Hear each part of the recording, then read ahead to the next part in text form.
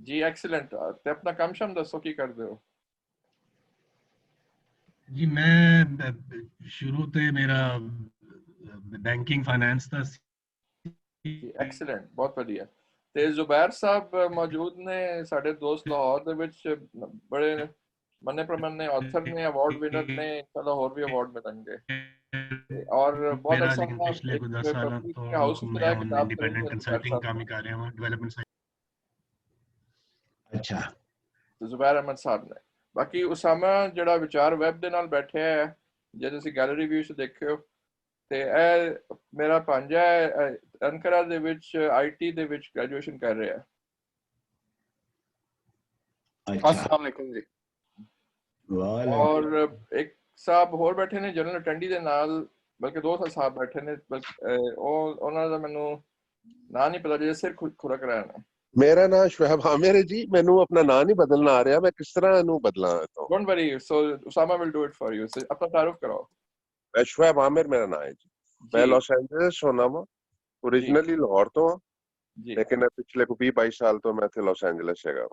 ਮਾਸ਼ਾਅੱਲਾ। ਔਰ ਪ੍ਰੋਫੈਸ਼ਨ ਕੀ ਹੈ? ਮੈਂ ਟੈਕਸਟਾਈਲ 'ਚ ਹੈਗਾ ਜੀ। ਪਾਕਿਸਤਾਨ 'ਚ ਹੁੰਦਾ ਸੀ ਤੇ ਮੈਂ ਆਪਣਾ ਕੋਇਨੂਰ ਦੇ ਨਾਲ ਕੰਮ ਕਰਦਾ ਸੀ, ਉਹਨਾਂ ਦੀ ਆਪਣਾ ਮਾਰਕੀਟਿੰਗ ਕਰਦਾ ਸੀ। ਫਿਰ ਇੱਥੇ ਆ ਕੇ ਤੇ ਆਪਣਾ ਮੈਂ ਕੰਮ ਸ਼ੁਰੂ ਕੀਤਾ ਤੇ ਮੈਂ ਆਪਣਾ ਤੇ ਟੈਕਸਟਾਈਲ ਦੇ ਬ੍ਰੋਕਰੇਜ ਹਾਊਸ ਹੈਗਾ ਮੇਰਾ। ਐਕਸੀਲੈਂਟ ਜੀ, nice to see you. Thank you. ਦੋ ਹੋਰ ਸਾਹਿਬ ਨੇ general attendees, please introduce yourself. ਮੇਰੇ ਖਿਆਲ ਇਹਨਾਂ ਨੇ ਮਾਈਕ ਮਿਊਟ ਹੋਇਆ। ਹਾਂ ਆਪਣਾ ਕੀ ਕਹਿੰਦੇ ਨੇ ਮਨਸੂਰ ਮਜ਼ਹਰ ਸਾਹਿਬ ਆਏ ਨੇ ਜੀ? मंसूर साहब नजर तो नहीं आ रहे unless कि he's in general attendee ਦੇ ਨਾਮ ਲਾ ਰਹੇ ਹੋ। ਮਨਸੂਰ ਮਜ਼ਹਰ ਸਾਹਿਬ, ਇਹ ਹੁਸਨੈਨ ਅਲੀ ਸਾਹਿਬ ਨੇ, ਹਾਂ ਹੁਣ ਜਨਰਲ ਅਟੈਂਡੀ ਜ਼ਿਆਦਾ ਹੋ ਰਹੇ ਨੇ ਹੌਲੀ ਹੌਲੀ। ਜੀ ਅਸਲ 'ਚ ਮੇਰਾ ਖਿਆਲ ਹੈ ਕਿ ਉਹ ਅਸੀਂ ਜੈਨਰਿਕ ਲਿੰਕ ਭੇਜਿਆ ਕਿਉਂਕਿ for late joiners, that may be the reason। ਅੱਛਾ ਅੱਛਾ। ਡਾਕਟਰ ਸਾਹਿਬ ਮੈਂ ਆਪਣਾ ਇੱਕ ਦੋਸਤ ਦਾ ਕੱਲ ਨੰਬਰ ਭੇਜਿਆ ਸੀ, ਉਹ ਮੇਰੇ ਖਿਆਲ ਐਡ ਨਹੀਂ ਹੋਇਆ, ਉਹ ਅਨਵਰ ਅਕਰਮ ਦਾ। ਮੈਂ ਵੀ ਭੁੱਲ ਗਿਆ ਹੋਣਾ, ਮੈਂ ਕੱਲ ਬੜਾ ਹੀ ਬਿਜ਼ੀ ਰਿਹਾ।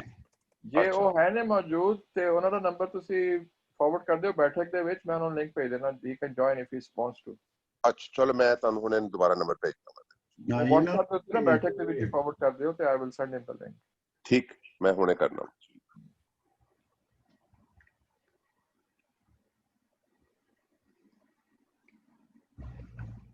ਤਜਿੰਦਰ ਸਾਹਿਬ ਕੀ ਹਾਲਾਤ ਨੇ ਬੰਬਈ ਦੇ ਵਿੱਚ? डॉक्टर साहब हालात तो पूरे इंडिया च ही खराब ने। We are actually trying to become the number one country in the most in terms of most infected country with COVID। ਤੇ ਹਾਲਾਤ ਤਾਂ ਇਦਾਂ ਹੈ, ਹੁਣ ਗਵਰਨਮੈਂਟ ਨੇ I think what they are not saying but ਕਰਨ ਦੀ ਕੀ ਕੋਸ਼ਿਸ਼ ਕਰ ਰਹੇ ਹੈ, ਹਰਡ ਇਮਿਊਨਿਟੀ ਵਾਲਾ ਕਨਸੈਪਟ ਇੰਪਲੀਮੈਂਟ ਕਰ ਰਹੇ ਹੈ। ਤੇ ਸਾਰੀ ਸਿਟੀਜ਼ ਇਹਨਾਂ ਨੇ ਓਪਨ ਅਪ ਕਰਤੀ ਹੈ, ਸਾਰੇ ਬਿਜ਼ਨਸ ਓਪਨ ਅਪ ਕਰਤੇ ਹੈ। ਬਸ ਮਤਲਬ ਇਟਸ ਲਾਈਕ ਉਹ ਟਰਮ ਤਾਂ ਪਹਿਲਾਂ ਹੀ ਦੇ ਦਿੱਤੀ ਸੀ, ਆਤਮ ਨਿਰਭਰ। ਮਤਲਬ ਉਹ ਗਵਰਨਮੈਂਟ ਕਹਿ ਰਹੀ ਹੈ ਕਿ ਹੁਣ ਤੁਸੀਂ you are self reliant and self dependent, ਬਾਹਰ ਜਾਓ ਕੰਮ ਕਰੋ, ਇਨਫੈਕਟ ਹੋ ਜਾਓਗੇ ਤੇ ਬਚ ਗਏ ਤੇ ਠੀਕ ਹੈ, ਨਹੀਂ ਤਾਂ ਰੱਬ ਰਾਖਾ। ਅੱਲਾ ਖੈਰ ਕਰੇ, ਕਿਉਂਕਿ ਬੰਬਈ ਦੇ ਵਿੱਚ ਤੇ ਮੈਂ ਸੁਣਿਆ ਸੀ ਕਿ ਧਾਰਵੀ ਹੈ ਜਿਹੜੀ ਬਹੁਤ ਵੱਡੀ ਸੈਟਲਮੈਂਟ ਤੇ। ਨੋ ਆਈ ਥਿੰਕ ਧਾਰਾਵੀ ਵਾਲਾ ਜਿਹੜਾ ਕੇਸ ਸੀਗਾ ਨਾ, because my wife works with ICMR, Indian council of medical research. So Dharavi actually has come as a positive, I will say, a use case, क्योंकि वो slum सीगा, and what has been observed कि जेड़े लोग की है slum areas और इत्थे रह रहे सी, they have a better immune power। अच्छा। So in terms of death rate, in terms of they did some sero surveys also। So they have found like most of the people who are in Dharavi, they are already infected, and they have developed the antigens to fight it out। Right। ਇਹ ਜੀਵੋ-ਗਰੀਬ ਗੱਲ ਹੈ ਕਿ ਪਾਕਿਸਤਾਨ 'ਚ health ਬੜੀ surprising ਹੈ ਕਿ controlled ਹੈ। ਜੀ it's very surprising. I don't know, it's bit mystifying। No, I don't think so। ਇਹ ਗਲਤ ਹੋਏਗਾ actually. I think again same goes with the people of Pakistan because ਨਹੀਂ ਦੇਖੋ ਜਿਹੜਾ ਪਾਕਿਸਤਾਨ ਦਾ ਨਾ ਮੈਂ ਬਹੁਤ ਪਰਸਨਲੀ ਲੋਕਾਂ ਕੋਲੋਂ ਪੁੱਛਣਾ ਆਇਆ ਮੇਰੇ ਫੈਮਿਲੀ ਹੈ ਉੱਥੇ ਸਾਰੇ ਪਾਕਿਸਤਾਨ ਚ ਨਹੀਂ ਉੱਥੇ ਨਹੀਂ ਹੈਗਾ ਮਤਲਬ ਹੁਣ ਨਹੀਂ ਹੈਗਾ ਤੇ ਨਹੀਂ ਹੈਗਾ ਕਿਸ ਵਜ੍ਹਾ ਤੋਂ ਨਹੀਂ ਹੈ ਇਹਦਾ नहीं डॉक्टर साहब नहीं है वाला तो सिंपल है कि जे टेस्ट ही नहीं हो रहे तो नहीं है जे टेस्ट हो रहे हैं तो हैगा वो सारी कहानी सिर्फ उत्थे ही है कि if you are identifying through test then it is there if you are not conducting too many tests then it is not there and then लेकिन है कि हर चीज से मैं आज ग्राउंड च वॉक करके आया शाम ਨੂੰ 6 ਵਜੇ ਤੋਂ ਲੈ ਕੇ 7 ਵਜੇ ਤੱਕ ਹਰ ਚੀਜ਼ ਖੁੱਲੀ ਹੈ एवरीथिंग इज ओपन स्टोर्स ਸੜਕਾਂ ਤੇ ਫੁੱਲ ਰਸ਼ ਹੈ ਤੇ ਜੇ ਹੈ ਤੇ ਫਿਰ ਲੋਕੀ ਡਰ ਕੇ ਘਰਾਂ 'ਚ ਕਿਉਂ ਨਹੀਂ ਬੈਠਦੇ ਨਹੀਂ ਹਸਪੀਟਲ ਵੀ ਖਾਲੀ ਨਹੀਂ ਪਹਿਲੇ ਤਾਂ ਹਸਪਤਾਲਾਂ 'ਚ ਅਸਲ ਦੇ ਵਿੱਚ ਹਸਪਤਾਲ 'ਚ ਕੋਈ ਪੇਸ਼ੈਂਟ ਨਹੀਂ ਹੈਗਾ ਜਿਹੜਾ ਪਾਕਿਸਤਾਨ 'ਚ ਨਹੀਂ ਹੈ ਨਾ ਕੰਟਰੋਲ ਹੋ ਗਿਆ ਉਹਦੀ ਕੋਈ ਮੁਨਾਸਿਬ ਐਕਸਪਲੇਨੇਸ਼ਨ ਨਹੀਂ ਦੇ ਸਕਿਆ ਅਜੇ ਤੱਕ जी I think that is correct ਪੀਰਾਂ ਦੀ ਦੁਆ ਹੈ ਮਨਜ਼ੂਰ ਸਾਹਿਬ ਪੀਰਾਂ ਦੀ ਦੁਆ ਹੈ ਦਾਤਾ ਸਾਹਿਬ ਦੀ ਅੱਛਾ ਚਲੋ ਖੈਰ ਰਹਿਣ ਦਿਓ ਦਾਤਾ 5 ਵੱਜ ਗਏ ਨੇ ਤੇ ਪ੍ਰੋਗਰਾਮ ਦਾ ਆਗਾਜ਼ ਕਰੀਏ ਹਾਂਜੀ let's start here ਹਾਂਜੀ ਲੈਟਸ ਸਟਾਰਟ ਮੇਰਾ ਆਈ ਹੋਪ ਕਿ ਸਾਰੇ ਜਿਹੜੇ ਦੋਸਤਾਂ ਨੇ ਸਬਸਕ੍ਰਾਈਬ ਕੀਤਾ ਹੈ ਉਹ ਆ ਗਏ ਨੇ ਅਗਰ ਕੋਈ ਨਹੀਂ ਤੇ ਉਹਨੂੰ ਸ਼ਾਮਲ ਕਰ ਲਓ ਤੇ ਜੀ ਉਹ ਕਹਿੰਦੇ ਆਂਦੇ ਜਾਣਗੇ ਤੇ we can start I think we should start ਅੱਛਾ ਦੇਖੋ ਜੀ ਜਿਹੜੀ ਅੱਜ ਦੀ ਜਿਹੜੀ ਗੱਲਬਾਤ ਹੈਗੀ ਹੈ ਉਹ ਹੈਗੀ ਹੈ ਆਪਣਾ ਲੈਂਗੁਏਜ ਦੇ ਓਰੀਜਨ ਦੇ ਉੱਤੇ ਔਰ ਖਾਸ ਤੌਰ ਦੇ ਉੱਤੇ ਪੰਜਾਬੀ ਲੈਂਗੁਏਜ ਦੇ ਓਰੀਜਨ ਦੇ ਉੱਤੇ ਅੱਛਾ ਇਸ ਤੋਂ ਪਹਿਲੇ ਕਿ ਮੈਂ ਗੱਲ ਇਹਦੇ ਤੇ ਸ਼ੁਰੂ ਕਰਾਂ ਇੱਕ ਗੱਲ ਜਿਹੜੀ ਹੈ ਉਹ ਮੈਂ ਕਹਿਣਾ ਚਾਹੁੰਦਾ ਕਿ ਸਾਇੰਸ ਫਿਲਾਸਫੀ ਆਫ ਸਾਇੰਸ ਦੇ ਮੁਤਾਬਕ ਦੋ ਗੱਲਾਂ ਜਿਹੜੀਆਂ ਨੇ ਉਹ ਸਾਇੰਟੀਫਿਕਲੀ ਵੈਲਿਡਿਟੀ ਪੈਦਾ ਕਰਦੀਆਂ ਨੇ ਇੱਕ ਤੇ ਇਹ ਹੈ ਕਿ ਜਾਂ ਤਾਂ ਤੁਸੀਂ ਕੇਸ ਕਨਫਰਮ ਕਰੋ ਕਨਫਰਮਿਟੀ ਹੋਵੇ ਤੇ ਜਾਂ ਉਹਦੀ ਫਾਲਸੀਫਿਕੇਸ਼ਨ ਹੋ ਸਕੇ ਯਾਨੀ ਜਿਹੜੀ ਤੁਸੀਂ ਗੱਲ ਕਹਿੰਦੇ ਹੋ ਉਹਦੇ ਖਿਲਾਫ ਅਗਰ ਕੋਈ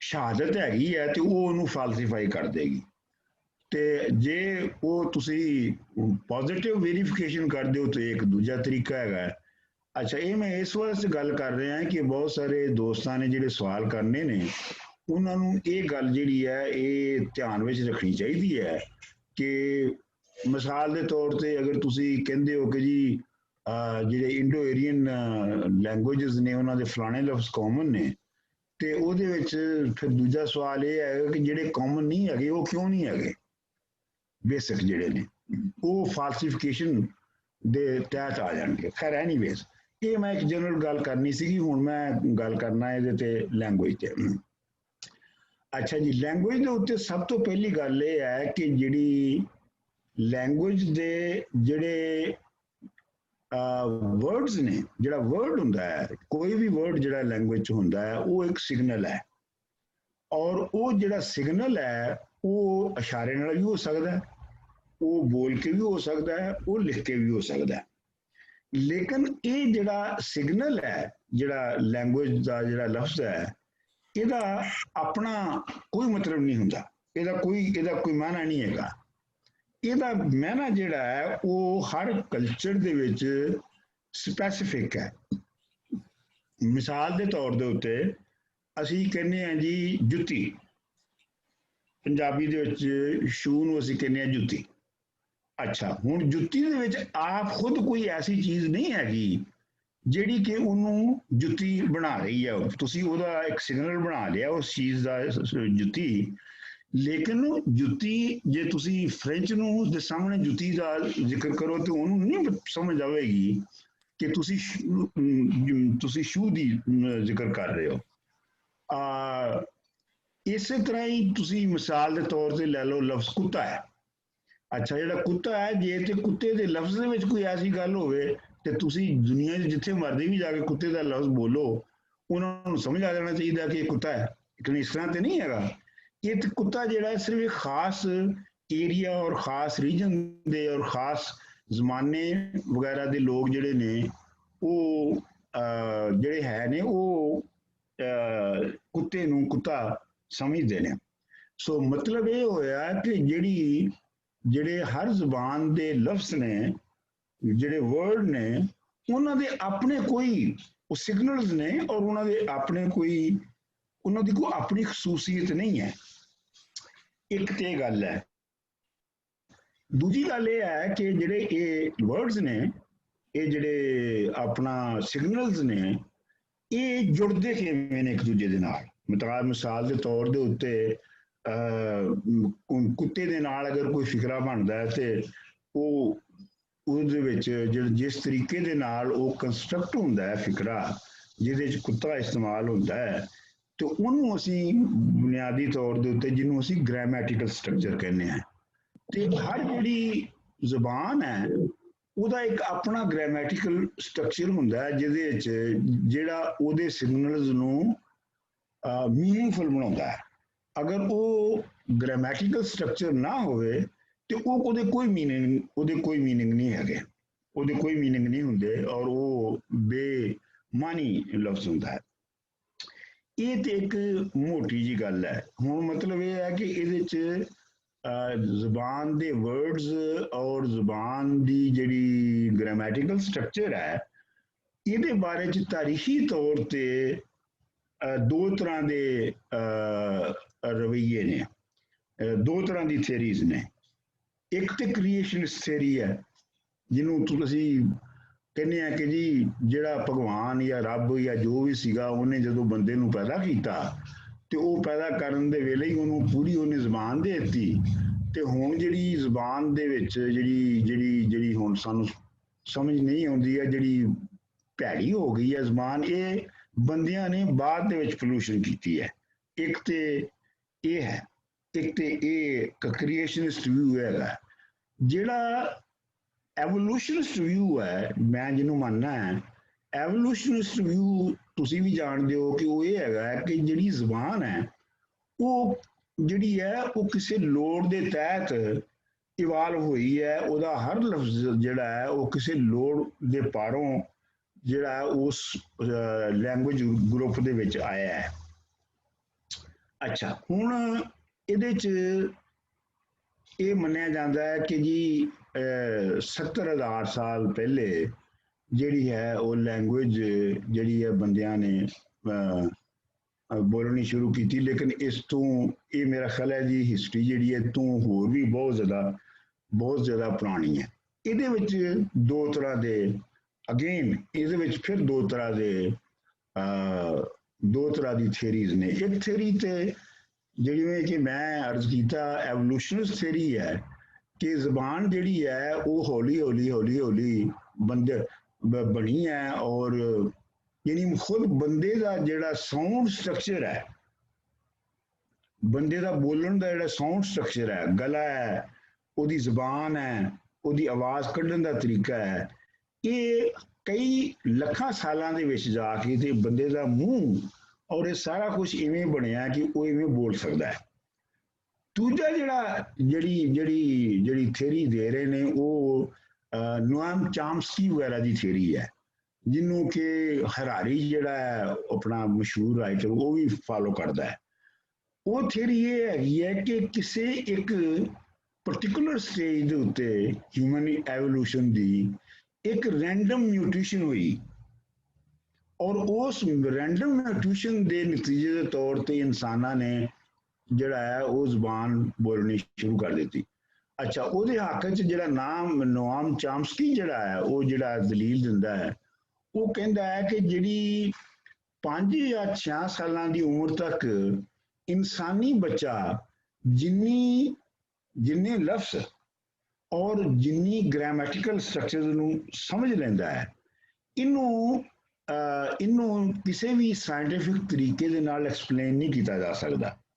ਇਹਦਾ ਮਤਲਬ ਹੈ ਕਿ ਇਹ ਜਿਹੜੀ ਕਪੈਸਿਟੀ ਹੈ ਇਨਸਾਨ ਦੇ ਵਿੱਚ, ਕੈਪੇਬਿਲਿਟੀ ਜਿਹੜੀ ਹੈ, ਇਹ ਇਨੇਟ ਹੈ ਔਰ ਇਹ ਇਨੇਟ ਕਿਸੇ ਖਾਸ ਸਟੇਜ ਦੇ ਉੱਤੇ ਇਨਸਾਨ ਦੀ ਜਿਹੜੀ ਰੈਂਡਮ ਮਿਊਟੇਸ਼ਨ ਹੋਈ ਉਹਦੇ ਨਤੀਜੇ ਦੇ ਤੌਰ ਤੇ ਹੋਈ ਹੈ। ਮੈਂ ਵੈਸੇ ਜ਼ਾਤੀ ਤੌਰ ਤੇ ਸਮਝਣਾ ਹੈ ਕਿ ਨੋਆਮ ਚਾਮਸਕੀ ਦਾ ਜਿਹੜਾ ਇਹ ਅਪੈਰੈਂਟਲੀ ਇਹ ਜਿਹੜਾ ਵਿਊ ਹੈ ਇਹ ਲੱਗਦਾ ਹੈ ਕਿ ਜਿਵੇਂ ਇਹ ਕ੍ਰੀਏਸ਼ਨਿਸਟ ਵਿਊ ਹੀ ਹੈ ਕਿ ਰੱਬ ਨੇ ਕਿਸੇ ਇੱਕ ਸਟੇਜ ਦੇ ਉੱਤੇ ਤੁਹਾਡੇ ਜਿਹੜੇ ਜੀਨ ਸਨ ਉਹਨਾਂ ਨੂੰ ਖਾਸ ਤਰੀਕੇ ਨਾਲ ਜੋੜ ਕੇ ਤੇ ਬੋਲਣ ਦੇ ਕਾਬਲ ਬਣਾ ਦਿੱਤਾ। ਲੇਕਿਨ ਮੇਰਾ ਖਿਆਲ ਹੈ ਕਿ ਜਿਹੜੀ ਜ਼ਿਆਦਾ ਕਾਬਲੇ ਗੌਰ ਜਿਹੜੀ ਜ਼ਿਆਦਾ ਵੈਲਿਡ ਮੈਨੂੰ ਥਿਊਰੀ ਲੱਗਦੀ ਹੈ ਉਹ ਇਹ ਲੱਗਦੀ ਹੈ ਕਿ ਇਨਸਾਨ ਦੀ ਜਿਹੜਾ ਸਾਊਂਡ ਸਟਰਕਚਰ ਔਰ ਇਨਸਾਨ ਦਾ ਜਿਹੜਾ ਬ੍ਰੇਨ ਹੈ ਉਹ ਹੌਲੀ ਹੌਲੀ ਇਵਾਲਵ ਹੋਇਆ ਔਰ ਉਹ ਇਸ ਸਟੇਜ ਤੇ ਪਹੁੰਚਿਆ। ਇਹ ਤੁਹਾਨੂੰ ਪਤਾ ਹੈ ਕਿ ਜਿਹੜਾ ਇਨਸਾਨ ਦਾ ਜਿਹੜਾ ਬ੍ਰੇਨ ਹੈ ਉਹ ਬਾਕੀ ਤਮਾਮ ਜਿਹੜੀਆਂ ਕਾਇਨਾਤ ਦੇ ਵਿੱਚ ਚੀਜ਼ਾਂ ਨੇ ਉਹਨਾਂ ਦੀ ਨਿਸਬਤ ਜਿਹੜਾ ਬ੍ਰੇਨ ਇਨਸਾਨੀ ਬ੍ਰੇਨ ਹੈ ਉਹ ਸਭ ਤੋਂ ਵੱਡਾ ਹੁੰਦਾ ਹੈ ਔਰ ਜਿਸਮ ਦੇ ਵਿੱਚ ਬੰਦੇ ਦੀ ਜਿਹੜੀ ਬਾਡੀ ਹੈ ਉਹਦੀ ਸਭ ਤੋਂ ਜ਼ਿਆਦਾ એનર્ਜੀ ਜਿਹੜੀ ਹੈ ਉਹ ਬ੍ਰੇਨ ਜਿਹੜਾ ਕੰਜ਼ਿਊਮ ਕਰਦਾ ਹੈ। ਇਹ ਮੋਟੀਆਂ ਗੱਲਾਂ ਨੇ ਇਹਦੇ ਬਾਰੇ ਚ। ਅੱਛਾ, ਹੁਣ ਜੇ ਅਸੀਂ ਇਹਨੂੰ ਐਵੋਲੂਸ਼ਨਰੀ ਥਿਊਰੀ ਨੂੰ ਮੰਨੀਏ ਜਿਹੜੀ ਕਿ ਮੈਂ ਮੰਨਦਾ ਹੈ ਔਰ ਉਹਦੇ ਵਿੱਚ ਇੱਕ ਗੱਲ ਹੈਗੀ ਹੈ ਜਿਹੜੀ ਅਜੇ ਸਾਬਤ ਨਹੀਂ ਹੋਈ ਨੋਆਮ ਚਾਮਸਕੀ ਦੀ ਕਿ ਉਹਦਾ ਖਿਆਲ ਹੈ ਕਿ ਇੱਕ ਜਿਹੜੀ ਯੂਨੀਵਰਸਲ ਗ੍ਰਾਮਰ ਜਿਹੜੀ ਹੈ ਇਨਸਾਨਾਂ ਦੀ ਉਹ ਮੁਰਤਬ ਕੀਤੀ ਜਾ ਸਕਦੀ ਹੈ। ਉਹ ਕਹਿੰਦਾ ਕਿ ਉਹ ਇੰਝ ਹੀ ਹੈ ਕਿ ਜਿਵੇਂ ਤੁਸੀਂ ਕੰਪਿਊਟਰ ਦੇ ਵਿੱਚ ਬਾਈਨਰੀ ਸਿਸਟਮ ਦੇ ਨਾਲ 0 ਤੇ 1 ਦੀ ਜਿਹੜੀ ਕੰਬੀਨੇਸ਼ਨ ਹੈ ਉਹਨਾਂ ਦੇ ਨਾਲ ਤੁਸੀਂ ਸਾਰੀ ਦੁਨੀਆ ਦੀਆਂ ਜ਼ਬਾਨਾਂ ਦੇ ਵਿੱਚ ਕਮਿਊਨੀਕੇਟ ਕਰ ਲੈਂਦੇ ਹੋ। ਇਸ ਤਰ੍ਹਾਂ ਹੀ ਕੋਈ ਬੇਸਿਕ ਜਿਹੜੀ ਹੈ ਇਹਦੀ ਆਪਣਾ ਗ੍ਰਾਮਰ ਦੀ ਉਹਦੀ ਉਹਨੂੰ ਯੂਨੀਵਰਸਲ ਗ੍ਰਾਮਰ ਜਿਹੜੀ ਹੈ ਉਹਦੀ ਵੀ ਬੁਨਿਆਦ ਇਸ ਤਰ੍ਹਾਂ ਕੋਈ ਲੱਭੀ ਜਾ ਸਕਦੀ ਹੈ। ਅਗਰਚੇ ਅਜੇ ਤੱਕ ਉਹ ਕੋਈ ਲੱਭੀ ਨਹੀਂ ਹੈ ਲੇਕਿਨ ਲੋਕਾਂ ਦਾ ਕਹਿਣਾ ਇਹ ਹੈ ਕਿ ਆਰਟੀਫਿਸ਼ੀਅਲ ਇੰਟੈਲੀਜੈਂਸ ਔਰ ਬਾਕੀ ਚੀਜ਼ਾਂ ਜੇ ਸਟੇਜ ਤੇ ਆ ਗਈਆਂ ਨੇ ਉਹਦੇ ਵਿੱਚ ਇਹ ਮੁਮਕਿਨ ਹੈ ਕਿ ਯੂਨੀਵਰਸਲ ਗ੍ਰਾਮਰ ਲੱਭ ਜਾਵੇ। ਪਰ ਜਿਹੜੀ ਅਸਲ ਗੱਲ ਹੈ ਉਹ ਇਹ ਹੈਗੀ ਹੈ ਕਿ ਅਜੇ ਤੱਕ ਜਿਹੜੀ ਅਸੀਂ ਰਿਸਰਚ ਦੇਖੀ ਹੈ ਉਹ ਐਵੋਲੂਸ਼ਨਰੀ ਥਿਊਰੀ ਦੇ ਹਵਾਲੇ ਨਾਲ ਹੈ ਤੇ ਮੇਰਾ ਇਹ ਖਿਆਲ ਹੈ ਕਿ ਜਿਹੜੀਆਂ ਚੀਜ਼ਾਂ ਅਜੇ ਤੱਕ ਸਾਇੰਟਿਸਟ ਜਿਹੜੇ ਨੇ ਉਹ ਐਕਸਪਲੇਨ ਨਹੀਂ ਕਰ ਸਕੇ, ਮਿਸਾਲ ਦੇ ਤੌਰ ਦੇ ਉੱਤੇ ਕਿ ਬੱਚਾ ਜਿਹੜਾ ਇਨਸਾਨੀ ਬੱਚਾ ਉਹ 7 ਸਾਲਾਂ ਦੀ ਉਮਰ ਦੇ ਵਿੱਚ ਇੰਨਾ ਕੁਛ ਕਿਉਂ ਸਿੱਖ ਲੈਂਦਾ ਹੈ। ਮੇਰਾ ਖਿਆਲ ਹੈ ਕਿ ਇਹ ਜਿਵੇਂ ਸਾਇੰਟੀਫਿਕ ਨੌਲੇਜ ਵਧੇਗਾ ਆਰਟੀਫਿਸ਼ੀਅਲ ਇੰਟੈਲੀਜੈਂਸ ਵਗੈਰਾ ਦਾ ਤੇ ਇਹ ਐਕਸਪਲੇਨ ਹੋ ਜਾਏਗਾ। ਇਹਦਾ ਮਤਲਬ ਇਹ ਨਹੀਂ ਕਿ ਅਸੀਂ ਕਹੀਏ ਕਿ ਜੀ ਰੈਂਡਮ ਮਿਊਟੇਸ਼ਨ ਹੋਈ ਜਾਂ ਇਹ ਅਸਮਾਨੋਂ ਕੋਈ ਚੀਜ਼ ਆ ਗਈ ਸੀ ਕਿ ਬੰਦਾ ਇੱਕ ਖਾਸ ਸਟੇਜ ਦੇ ਉੱਤੇ ਜਿਹੜਾ ਹੈ ਉਹਨੂੰ ਬੋਲਣਾ ਆ ਗਿਆ ਤੇ ਉਹਨੂੰ ਲਫ਼ਜ਼ ਆ ਗਏ। ਇਹ ਤੇ ਇੱਕ ਜ਼ੁਬਾਨ ਦੇ ਬਾਰੇ ਚ ਮੋਟੀਆਂ ਗੱਲਾਂ ਨੇ। ਅੱਛਾ, ਹੁਣ ਜਿਹੜਾ ਮੇਰਾ ਥੀਸਿਸ ਹੈ ਉਹ ਇਹ ਹੈ ਕਿ ਜਿਹੜੀ ਲਿੰਗੁਇਸਟ ਜਿਸ ਗੱਲ ਨੂੰ ਮੰਨਦੇ ਨੇ ਸਾਰੇ irrespective of schools, ਜਿਹੜੀ ਸਾਰੇ ਮੰਨਦੇ ਨੇ ਉਹ ਕਹਿੰਦੇ ਨੇ ਕਿ ਜਿਹੜਾ ਅਥੈਂਟਿਕ ਹੁੰਦਾ ਹੈ ਕਿਸੇ ਵੀ ਲੈਂਗੁਏਜ ਦਾ ਉਹ ਸਪੀਚ ਡੇਟਾ ਹੁੰਦਾ ਹੈ, ਉਹ ਰਿਟਨ ਡੇਟਾ ਨਹੀਂ ਹੁੰਦਾ। ਕਿਉਂਕਿ ਰਿਟਨ ਡੇਟਾ ਜਿਹੜਾ ਹੈ ਉਹਦੇ ਵਿੱਚ ਨਕਸ ਇਹ ਹੈ ਕਿ ਇੱਕ ਤੇ ਉਹ ਬਹੁਤ ਦੇਰ ਦੇ ਨਾਲ ਹਰ ਜ਼ਬਾਨ ਦੇ ਵਿੱਚ ਲਿਖਾਈ ਜਿਹੜੀ ਹੈ ਉਹ ਬਹੁਤ ਚਿਰ ਤੋਂ ਬਾਅਦ ਆਉਂਦੀ ਹੈ, ਨੰਬਰ 1। ਨੰਬਰ 2, ਜਿਹੜੀ ਲਿਖਣ ਵਾਲੀ ਜ਼ਬਾਨ ਹੈ ਉਹ ਸਿਰਫ ਇੱਕ ਅਲੀਟ ਛੋਟੀ ਜਿਹੀ ਲਿਖਦੀ ਹੈ ਔਰ ਉਹ ਅਲੀਟ ਜਿਹੜੀ ਹੈ ਉਹ ਉਹਦੀ ਹੀ ਉਹ ਜ਼ਬਾਨ ਹੁੰਦੀ ਹੈ। ਲਿਹਾਜ਼ਾ ਜਿਹੜੀ ਰਿਟਨ ਵਰਡ ਹੈ ਉਹ ਸਪੀਚ ਡੇਟਾ ਦੀ ਨਿਸਬਤ ਬਹੁਤ ਕਮਜ਼ੋਰ ਹੈ।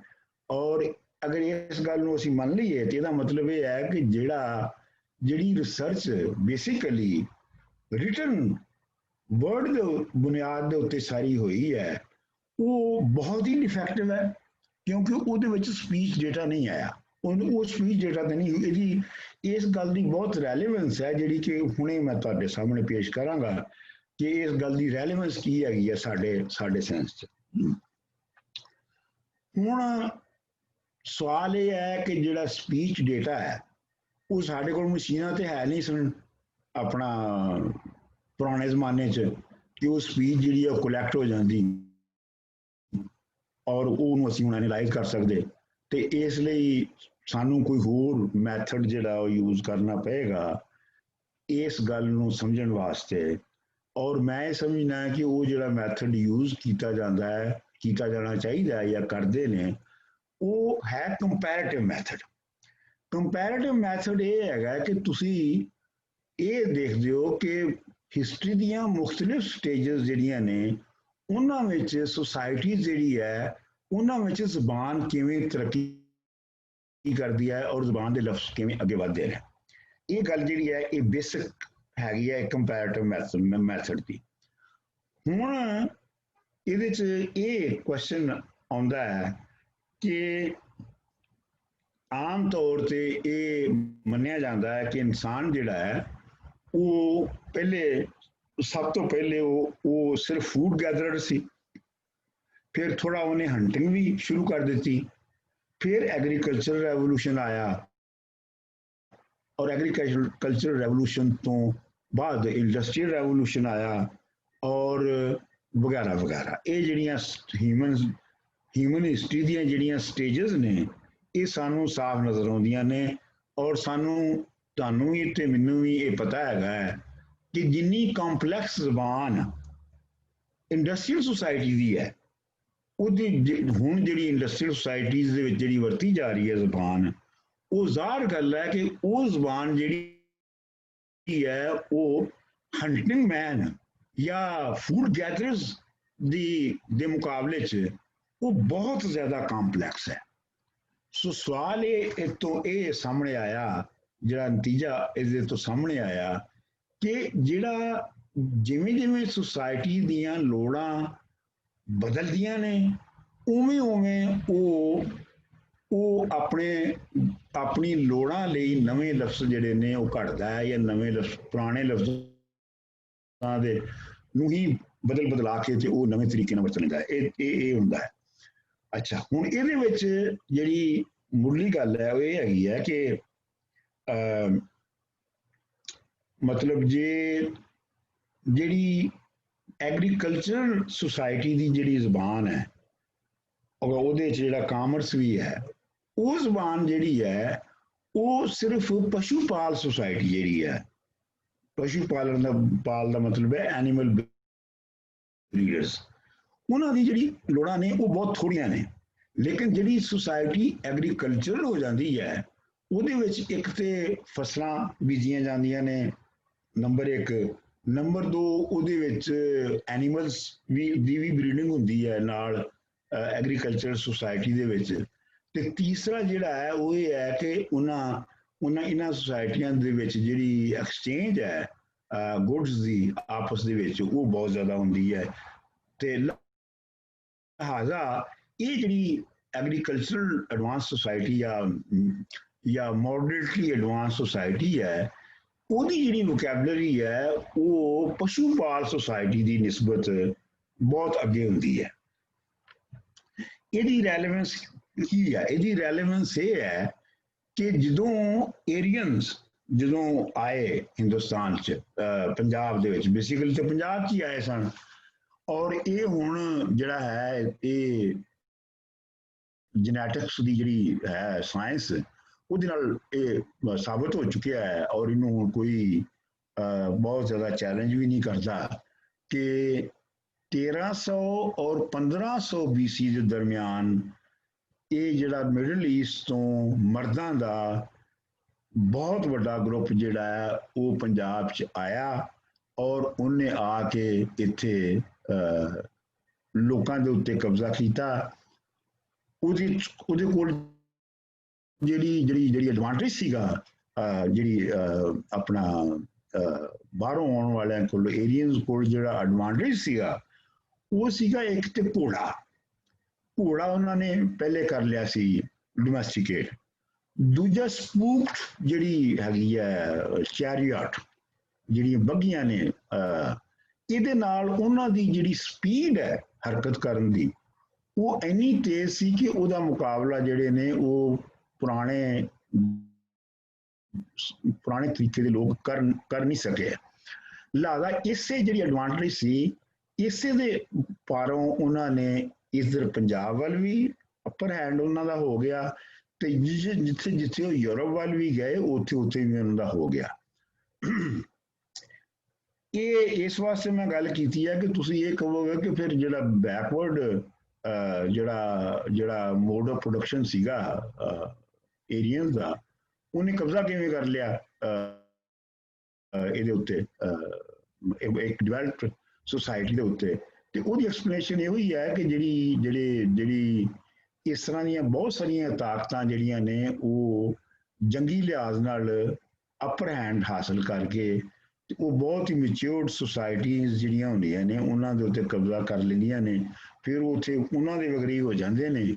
ਤੇ ਫਿਰ ਦੂਜੀ ਜਿਵੇਂ ਇਬਨ ਖਲਦੂਨ ਇਹਨੂੰ ਐਕਸਪਲੇਨ ਕਰਦਾ ਹੈ ਕਿ ਫਿਰ ਹੋਰ ਉਸ ਤਰ੍ਹਾਂ ਦੇ ਕਬੀਲੇ ਉੱਠਦੇ ਨੇ, ਉਹ ਜੰਗੀ ਲਿਹਾਜ਼ ਨਾਲ ਉਹਨਾਂ ਨੂੰ ਫਤਹ ਕਰ ਲੈਂਦੇ ਨੇ, ਵਗੈਰਾ ਵਗੈਰਾ। ਅੱਛਾ, ਹੁਣ ਮਸਲਾ ਇਹ ਹੈਗਾ ਕਿ ਜਿੰਨਾ ਚਿਰ ਤੱਕ ਤੇ ਹੜੱਪਾ ਸਿਵਲਾਈਜੇਸ਼ਨ ਦੀ ਖੁਦਾਈ ਨਹੀਂ ਸੀ ਹੋਈ, ਜਿਵੇਂ ਮੈਂ ਆਪਣੀ ਤਾਰੀਖ ਦੀ ਕਿਤਾਬ ਦੇ ਵਿੱਚ ਵੀ ਇਹ ਗੱਲ ਕਾਫੀ ਕੀਤੀ ਹੈ ਕਿ ਜਿੰਨਾ ਚਿਰ ਤੇ ਹੜੱਪੇ ਦੀ ਖੁਦਾਈ ਨਹੀਂ ਸੀ ਹੋਈ ਤੇ ਸਾਰੀ ਦੁਨੀਆ ਕੋਲ ਜਿਹੜਾ ਸੋਰਸ ਸੀਗਾ ਇੱਥੋਂ ਦੀ ਖਲਕਤ ਦੇ ਬਾਰੇ 'ਚ, ਇੱਥੋਂ ਦੀ ਜ਼ੁਬਾਨ ਦੇ ਬਾਰੇ 'ਚ, ਉਹ ਸੰਸਕ੍ਰਿਤ ਹੀ ਸੀ। ਔਰ ਇਹੋ ਹੀ ਮੰਨਿਆ ਜਾਂਦਾ ਸੀ ਕਿ ਸੰਸਕ੍ਰਿਤ ਪੈਦਾ ਹੋਈ ਤੇ ਸੰਸਕ੍ਰਿਤ ਦੇ ਵਿੱਚੋਂ ਬਾਕੀ ਜ਼ੁਬਾਨਾਂ ਨਿਕਲੀਆਂ, ਔਰ ਇਹ ਜਿਹੜੀਆਂ ਬਾਕੀ ਸਾਰੀਆਂ ਜ਼ੁਬਾਨਾਂ ਨੇ ਇਹ ਸਾਰੀਆਂ ਪੋਲੂਟਡ, ਇਹ ਜਿਹੜੀਆਂ ਨੇ ਇਹ ਪੋਲੂਟਡ ਸ਼ਕਲ ਨੇ ਸੰਸਕ੍ਰਿਤ ਦੀਆਂ, ਕਿਉਂਕਿ ਉਸ ਵੇਲੇ ਤੱਕ ਇੰਨਾ ਹੀ ਪਤਾ ਸੀ ਉਹਨਾਂ ਨੂੰ ਆਪਣਾ ਦੁਨੀਆ ਨੂੰ। ਲੇਕਿਨ ਜਦੋਂ ਹੜੱਪੇ ਦੀ ਜਿਹੜੀ ਆ ਉਹ ਐਕਸਕੇਵੇਸ਼ਨ ਹੋ ਗਈ ਔਰ ਹੜੱਪੇ ਸਿਵਲਾਈਜੇਸ਼ਨ ਦੀ ਪੂਰਾ ਜਿਹੜਾ ਐਕਸਟੈਂਟ ਹੈ ਉਹ ਤੁਹਾਡੇ ਸਾਹਮਣੇ ਆ ਗਿਆ, ਤੇ ਤੁਹਾਨੂੰ ਦੋ ਤਿੰਨ ਗੱਲਾਂ ਪਤਾ ਲੱਗੀਆਂ ਕਿ ਇੱਕ ਤੇ ਉਹ ਐਗਰੀਕਲਚਰਲੀ ਐਡਵਾਂਸ ਸੁਸਾਇਟੀ ਸੀ, ਉਹਦੇ ਸ਼ਹਿਰ ਸਨ, ਅਤੇ ਸ਼ਹਿਰਾਂ ਦਾ ਬਣਨਾ ਵੀ ਖੁਦ ਜਿਹੜਾ ਹੈ ਉਹ ਇੱਕ ਐਡਵਾਂਸਮੈਂਟ ਹੁੰਦੀ ਹੈ ਟਰਾਈਬਲ ਸੁਸਾਇਟੀ ਤੋਂ ਅੱਗੇ ਦੀ, ਔਰ ਅਗਰੇਰੀਅਨ ਸੁਸਾਇਟੀ ਦੇ ਵਿੱਚ ਵੀ ਅਗਲੀ ਮੰਜ਼ਿਲ ਹੁੰਦੀ ਹੈ। ਅੱਛਾ, ਉਹਦੇ ਵਿੱਚ ਇਹ ਵੀ ਜਿਹੜਾ ਮੰਨਿਆ ਜਾਂਦਾ ਹੈ ਔਰ ਸਾਬਤ ਹੈ ਕਿ ਉਹ ਟ੍ਰੇਡ ਵੀ ਬਹੁਤ ਹੁੰਦਾ ਸੀ ਉਹਨਾਂ ਦਾ ਆਪਸ ਦੇ ਵਿੱਚ ਵੀ ਹੁੰਦਾ ਸੀ। ਮਤਲਬ ਹੜੱਪਾ ਤੇ ਮੌਜੂਦਾੜੋ ਦੇ ਸ਼ਹਿਰਾਂ ਦੇ ਵਿੱਚ ਵੀ ਟ੍ਰੇਡ ਹੁੰਦਾ ਸੀ, ਤੇ ਉਹ ਟ੍ਰੇਡ ਜਿਹੜਾ ਉਹ ਮੈਸੋਪੋਟੇਮੀਆ ਦੀ ਜਿਹੜੀ ਸਿਵਲਾਈਜੇਸ਼ਨ ਸੀ ਉਹਦੇ ਨਾਲ ਵੀ ਹੁੰਦਾ ਸੀ, ਕਿਉਂਕਿ ਜਿਹੜੀ ਮੈਸੋਪੋਟੇਮੀਆ ਦੇ ਵਿੱਚ ਜਿਹੜੇ ਸਿੱਕੇ ਔਰ ਜਿਹੜੀਆਂ ਮੋਹਰਾਂ ਲੱਭੀਆਂ ਨੇ ਉਹ ਹੜੱਪੇ ਸਿਵਲਾਈਜੇਸ਼ਨ ਦੀਆਂ ਹੈ ਨੇ, ਔਰ ਉਹਨਾਂ ਵਿੱਚ ਇੱਥੋਂ ਦੇ ਲੋਕਾਂ ਨੂੰ ਜਿਹੜੇ ਇੱਥੋਂ ਜਾਂਦੇ ਸਨ ਉਹਨਾਂ ਨੂੰ ਮੁੱਲੋਹਾ ਕਿਹਾ ਗਿਆ। ਅੱਛਾ, ਹੁਣ ਸਵਾਲ ਇਹ ਹੈ ਇੱਥੇ ਕਿ ਅਗਰ ਉਹ ਲੋਕ ਇੰਨੇ ਐਡਵਾਂਸ ਸਨ ਹੜੱਪਾ ਸਿਵਲਾਈਜੇਸ਼ਨ ਦੇ, ਅਗਰ ਇੰਨੇ ਉਹ ਲੋਕ ਐਡਵਾਂਸ ਸਨ ਤੇ ਇਹਦਾ ਮਤਲਬ ਲਾਜ਼ਮੀ ਹੈ ਕਿ ਉਹਨਾਂ ਦੀ ਜ਼ੁਬਾਨ ਵੀ ਉਨੀ ਹੀ ਐਡਵਾਂਸ ਹੋਵੇਗੀ। ਇਸ ਹੋ ਨਹੀਂ ਸਕਦਾ ਕਿ ਉਹਨਾਂ ਦੀ ਜ਼ੁਬਾਨ ਤੋਂ ਬਗੈਰ ਉਹ ਇਹ ਸਾਰਾ ਕੁਝ ਜਿਹੜਾ ਇੱਕ ਐਡਵਾਂਸ ਸੁਸਾਇਟੀ ਹੈ ਜਿਹੜੀ ਉਹਨਾਂ ਨੇ ਸ਼ਹਿਰ ਔਰ ਬਾਕੀਆਂ ਚੀਜ਼ਾਂ ਦੀ ਬਣਾਈ ਸੀ, ਇਹ ਹੋ ਨਹੀਂ ਸਕਦਾ। ਇਹਦਾ ਮਤਲਬ ਹੈ ਕਿ ਉਹਨਾਂ ਦੀ ਇੱਕ ਬਹੁਤ ਡਿਵੈਲਪਡ ਜ਼ੁਬਾਨ ਸੀਗੀ ਜਿਹਦੇ ਵਿੱਚ ਪਸ਼ੂ ਪਾਲ ਤੋਂ ਲੈ ਕੇ YBG ਯਾਨੀ ਐਗਰੀਕਲਚਰ ਔਰ ਕਮਰਸ਼ੀਅਲ ਜਿਹੜੀ ਸੁਸਾਇਟੀ ਹੈ ਉਹਦੀਆਂ ਲੋੜਾਂ ਦੇ ਮੁਤਾਬਕ ਉਹਦੇ ਵਿੱਚ ਲਫ਼ਜ਼ ਹੈ ਸਨ। ਅੱਛਾ, ਹੁਣ ਜਦੋਂ ਏਰੀਅਨ ਆਏ ਤੇ ਏਰੀਅਨ ਟੋਟਲ ਪਸ਼ੂ ਪਾਲ ਸਨ, ਉਹ ਜ਼ਰਾਤ ਨਹੀਂ ਸੀ ਕਰਦੇ, ਬਲਕਿ ਇਹ ਹੈ ਮੈਂ ਬਹੁਤ ਰੈਫਰੈਂਸ ਦਿੱਤੇ ਨੇ ਹਿਸਟਰੀ ਦੀ ਕਿਤਾਬ 'ਚ ਵੀ ਤੇ ਇਹ ਜਿਹੜੀ ਦੂਜੀ ਕਿਤਾਬ ਹੈ linguistic follies of the subcontinent, ਕਿ ਨਾ ਸਿਰਫ ਇਹ ਬਲਕਿ ਜਿਹੜੇ ਏਰੀਅਨ ਸਨ ਉਹ YBG ਨੂੰ ਐਗਰੀਕਲਚਰ ਨੂੰ ਬਹੁਤ ਘਟੀਆ ਸਮਝਦੇ ਸਨ।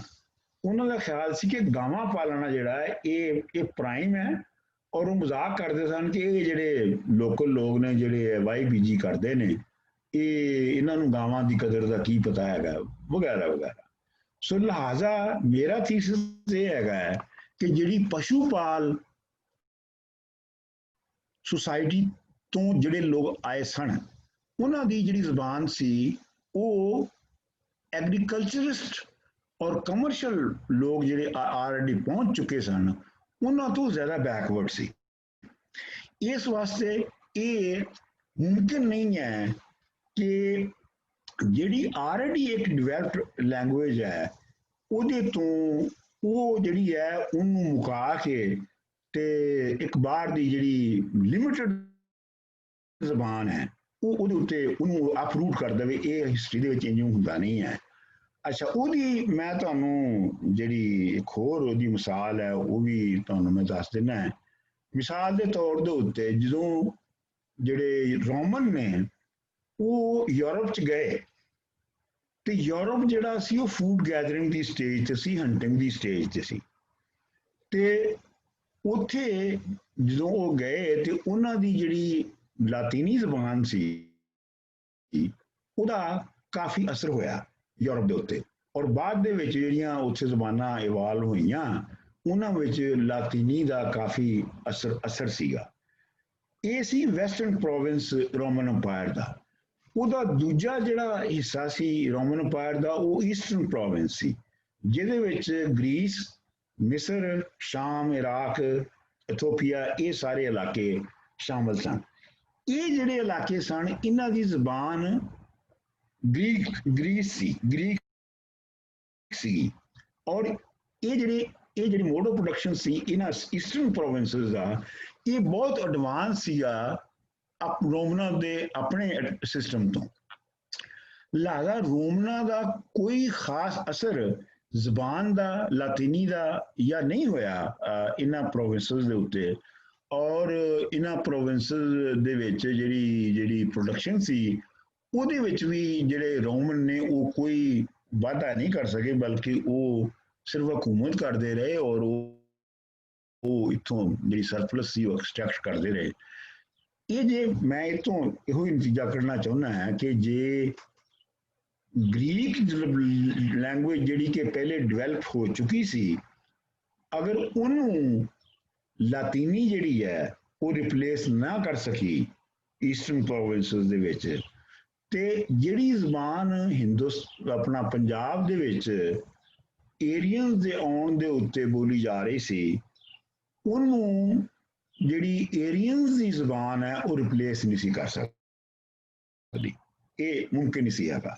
ਇਸ ਲਈ ਉਹ ਜਿਹੜੀ ਜ਼ਬਾਨ ਹੈ ਜਿਹੜੀ ਉਹ ਬੋਲਦੇ ਸਨ ਔਰ ਜਿਹੜੀ ਕਿ ਹਿੰਦੁਸਤਾਨ ਦੀਆਂ ਬਾਕੀ ਸਾਰੀਆਂ ਜ਼ਬਾਨਾਂ ਦਾ ਬੇਸ ਬਣੀ ਹੈ ਉਹ ਬੇਸਿਕਲੀ ਮੈਂ ਉਹਨੂੰ ਮਲੋਹਾ ਜ਼ਬਾਨ ਕਹਿੰਦਾ, ਕਿਉਂਕਿ ਹੋਰ ਕੋਈ ਬਿਹਤਰ ਲਫ਼ਜ਼ ਨਹੀਂ ਹੈਗਾ ਇਹਦੇ ਲਈ। ਉਸਥੋਂ ਦੇ ਲੋਕਾਂ ਨੂੰ ਚੂੰਕਿ ਮਲੋਹਾ ਜਿਹੜਾ ਆਇਡੈਂਟੀਫਾਈ ਕੀਤਾ ਗਿਆ ਤੇ ਇਸ ਲਈ ਮੈਂ ਉਸ ਜ਼ਬਾਨ ਨੂੰ ਵੀ ਮਲੋਹਾ ਦੇ ਨਾਂ ਨਾਲ ਜਿਹੜਾ ਹੈ ਉਹ ਆਇਡੈਂਟੀਫਾਈ ਕਰਾਂਗਾ ਫਿਲਹਾਲ, ਜਿੰਨਾ ਚਿਰ ਤੱਕ ਕਿ ਜਿਹੜਾ ਸਿਵਲਾਈਜੇਸ਼ਨ ਦਾ ਸਕ੍ਰਿਪਟ ਹੈ ਉਹ ਡਿਸਾਈਫਰ ਨਹੀਂ ਹੁੰਦਾ ਉਹਨੇ ਚਿਰ ਤੱਕ ਅਸੀਂ ਉਹਦਾ ਐਗਜ਼ੈਕਟ ਨਾਂ ਸਾਨੂੰ ਪਤਾ ਨਹੀਂ ਲੱਗ ਸਕਦਾ।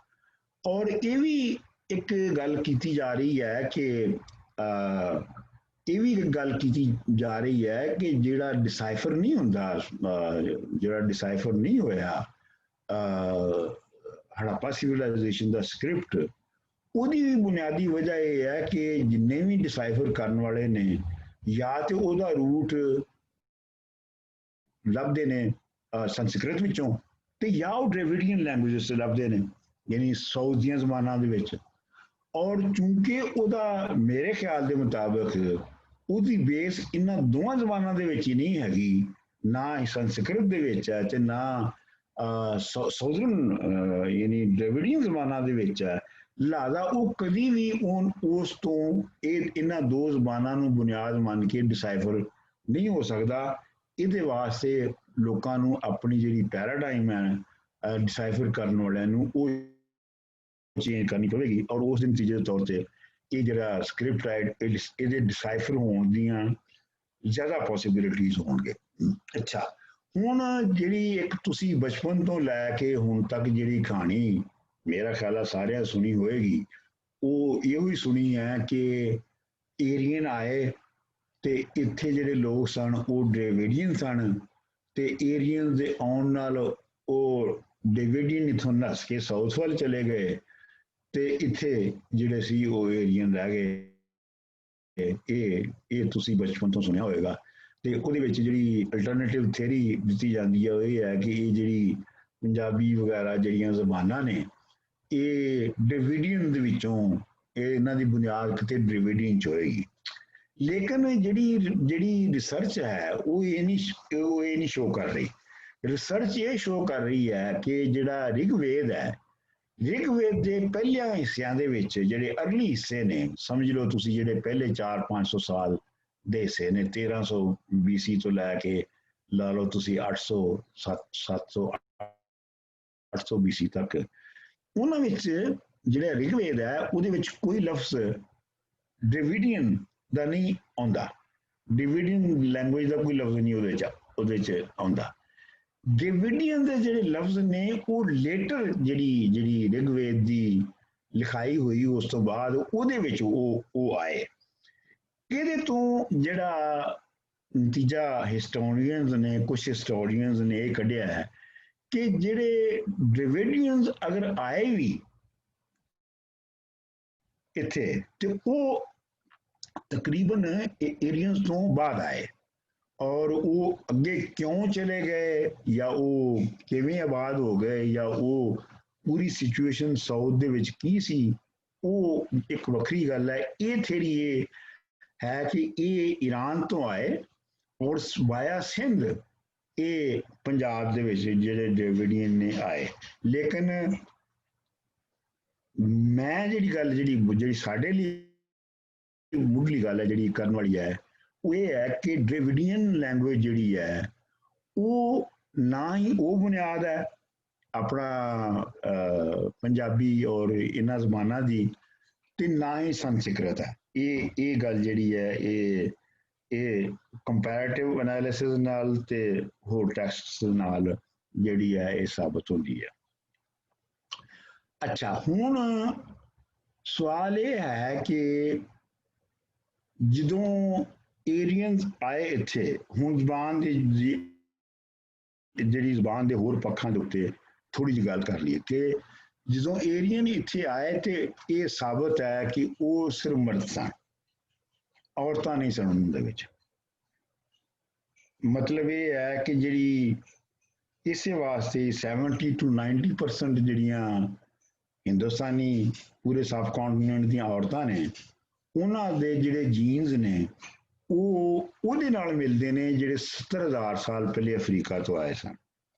ਲੇਕਿਨ ਜਿਹੜੇ ਮਰਦ ਨੇ ਉਹਨਾਂ ਵਿੱਚੋਂ ਸਿਰਫ 40% ਦੇ ਜੀਨ ਜਿਹੜੇ ਨੇ ਉਹ ਮਿਲਦੇ ਨੇ ਉਹਦੇ ਨਾਲ ਜਿਹੜੇ ਅਫਰੀਕਾ ਤੋਂ 70,000 ਸਾਲ ਪਹਿਲੇ ਆਏ ਸਨ। ਅੱਛਾ, ਹੁਣ ਜਿਹੜੇ ਇਹ ਏਲੀਅਨਸ ਨੇ ਇਹਨਾਂ ਨੇ ਜ਼ਾਹਰ ਗੱਲ ਹੈ ਕਿ ਆਪਣੇ ਜਿਹੜੇ ਘਰ ਵਸਾਏ ਉਹ ਮੁਕਾਮੀ ਔਰਤਾਂ ਨੂੰ ਜ਼ਬਰਦਸਤੀ ਚੁੱਕ ਕੇ ਤੇ ਆਪਣੇ ਘਰਾਂ 'ਚ ਪਾ ਕੇ ਤੇ ਇਹਨਾਂ ਨੇ ਔਲਾਦਾਂ ਪੈਦਾ ਕੀਤੀਆਂ। ਔਰ ਉਹ ਅਗਰ ਤੁਸੀਂ ਵਿਆਹ ਦੀਆਂ ਰਸਮਾਂ ਦੇਖੋ ਇਸ ਇਲਾਕੇ ਦੇ ਵਿੱਚ ਤੇ ਉਹਨਾਂ ਤੋਂ ਵੀ ਤੁਹਾਨੂੰ ਪਤਾ ਲੱਗੇਗਾ ਕਿ ਇਹ ਇੱਕ ਬਾਕਾਇਦਾ ਇੱਕ ਹਮਲੇ ਦੀ ਸੂਰਤ ਹੈ ਜਿਹੜੀ ਜੱਜ ਬਣ ਕੇ ਜਿਹੜੀ ਜਾਂਦੀ ਹੈ ਕੁੜੀ ਦੇ ਘਰ। ਇਹ ਇੱਕ ਲਹਿਦਾ ਹੈ ਬਹਿਸ, ਇਹਦੇ ਉੱਤੇ ਕੋਈ ਹੋਏਗਾ ਤੇ ਮੈਂ ਗੱਲ ਤੁਹਾਨੂੰ ਹੋਰ ਮਜ਼ੀਦ ਕਰ ਦਿਆਂਗਾ। ਲੇਕਿਨ ਮੇਰਾ ਸਵਾਲ ਇਹ ਹੈ ਕਿ ਜੇ ਔਰਤਾਂ ਜਿਹੜੀਆਂ ਔਰਤਾਂ ਨੇ ਅਗਰ ਉਹ ਬੱਚੇ ਪੈਦਾ ਕਰ ਰਹੀਆਂ ਸਨ ਜਿਹੜੀਆਂ ਕਿ ਮੁਲੂਹਾ ਔਰਤਾਂ ਸਨ, ਮੁਕਾਮੀ ਔਰਤਾਂ ਸਨ ਤੇ ਬੰਦੇ ਬਾਹਰ ਦੇ ਸਨ, ਤੇ ਜਿਹੜੀਆਂ ਮੁਕਾਮੀ ਔਰਤਾਂ ਨੇ ਉਹ ਕਿਹੜੀ ਜ਼ਬਾਨ ਬੋਲਦੀਆਂ ਹੋਣੀਆਂ ਆਪਣੇ ਬੱਚਿਆਂ ਦੇ ਨਾਲ? ਜ਼ਾਹਰ ਗੱਲ ਉਹਨਾਂ ਨੂੰ ਸੰਸਕ੍ਰਿਤ ਤੇ ਆਉਂਦੀ ਨਹੀਂ ਸੀ। ਔਰ ਇਹ ਵੀ ਬਹੁਤ ਇੰਡੀਕੇਸ਼ਨਸ ਨੇ ਕਿ ਜਿਹੜੇ ਇਹ ਬਹੁਤ ਹੀ ਪਿਊਰਿਟਨ ਜਿਹੜੇ ਸਨ ਏਰੀਅਨਸ, ਉਹਨਾਂ ਨੇ ਬਕਾਇਦਾ ਇਹ ਲਿਖਿਆ ਗਿਆ ਹੈ ਕਿ ਤੁਸੀਂ ਆਪਣੀਆਂ ਬੀਵੀਆਂ ਨਾਲ ਸੰਸਕ੍ਰਿਤ ਨਾ ਬੋਲੋ, ਕਿਉਂਕਿ ਸੰਸਕ੍ਰਿਤ ਇਹਨਾਂ ਦੇ ਨਾਲ ਬੋਲਣ ਨਾਲ ਪਲੀਦ ਹੋ ਜਾਂਦੀ ਹੈ। ਅੱਛਾ, ਅਗਰ ਔਰਤਾਂ ਜਿਹੜੀਆਂ ਨੇ ਉਹ ਨਹੀਂ ਬੋਲ ਰਹੀਆਂ ਸੰਸਕ੍ਰਿਤ ਤੇ ਬੱਚੇ ਜਿਹੜੇ ਨੇ ਉਹਨੂੰ ਬੱਚੇ ਨਾਲ ਗੱਲ ਤੇ ਮਾਂ ਨਹੀਂ ਕਰਨੀ ਹੁੰਦੀ ਹੈ ਤੇ ਉਹ ਮਾਵਾਂ ਜਿਹੜੀਆਂ ਨੇ ਉਹਨਾਂ ਬੱਚਿਆਂ ਦੇ ਨਾਲ ਕਿਹੜੀ ਜ਼ਬਾਨ 'ਚ ਗੱਲ ਕਰ ਰਹੀਆਂ ਸਨ? मेरा ख्याल है कि वो मलोहा जबान च गल करदियां सन।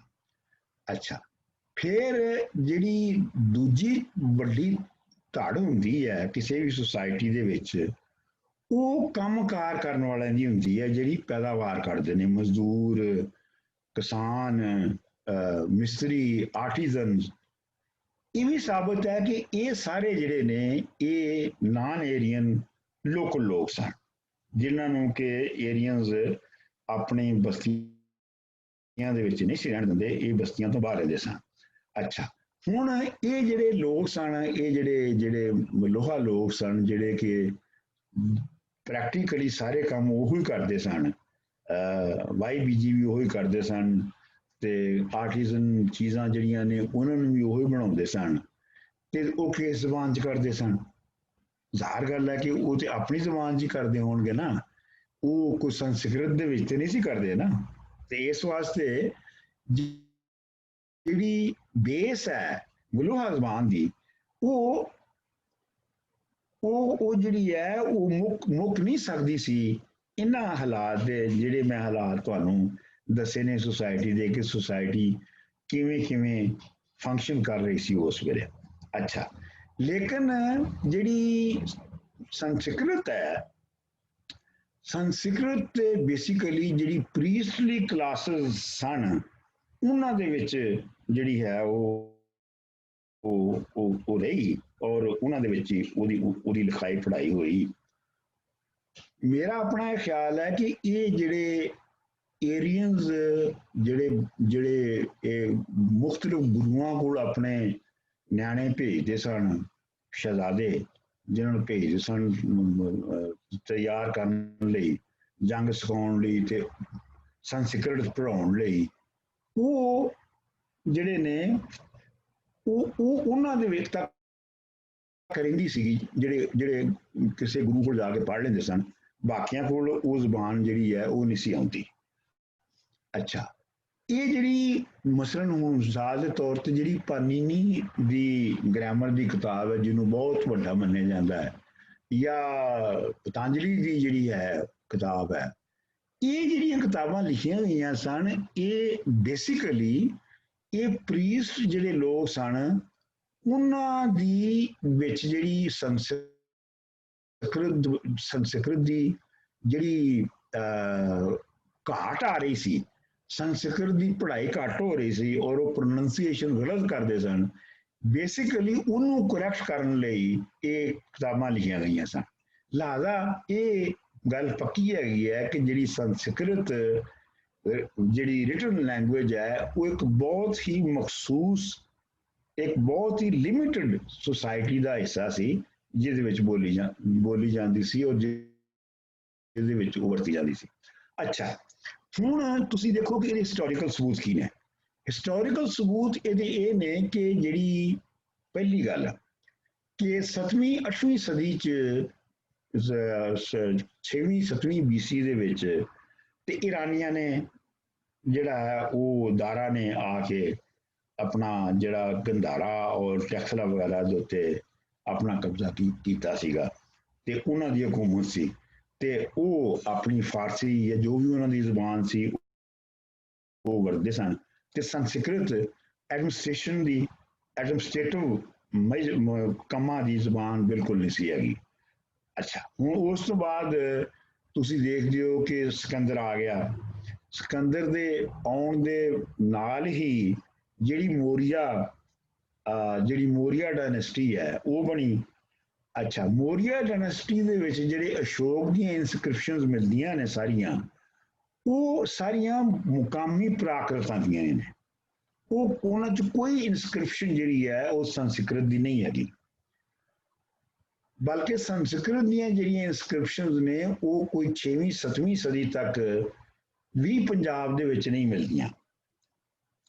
ਅੱਛਾ, ਜਿਹੜਾ ਅਸ਼ੋਕ ਸੀ ਉਹ ਮੁਕਾਮੀ ਪ੍ਰਾਕ੍ਰਿਤਾਂ ਜਿਹੜੀਆਂ ਸਨ, ਆਪਣੇ ਜਿਹੜੇ ਹੁਕਮਨਾਮੇ ਜਾਂ ਐਲਾਨ ਸਨ, ਉਹਨਾਂ ਦੇ ਵਿੱਚ ਜਿਹੜੀਆਂ ਇਨਸਕ੍ਰਿਪਸ਼ਨਸ ਨੇ ਉਹਨਾਂ 'ਚ ਕਰਦਾ ਸੀ, ਲੇਕਿਨ ਉਹਦੇ ਵਿੱਚ ਜਿਹੜੀ ਸਕ੍ਰਿਪਟ ਯੂਜ਼ ਹੁੰਦਾ ਸੀ ਉਹ 3 ਸਕ੍ਰਿਪਟਾਂ 'ਚ ਕਰਦਾ ਸੀ ਅਸ਼ੋਕ।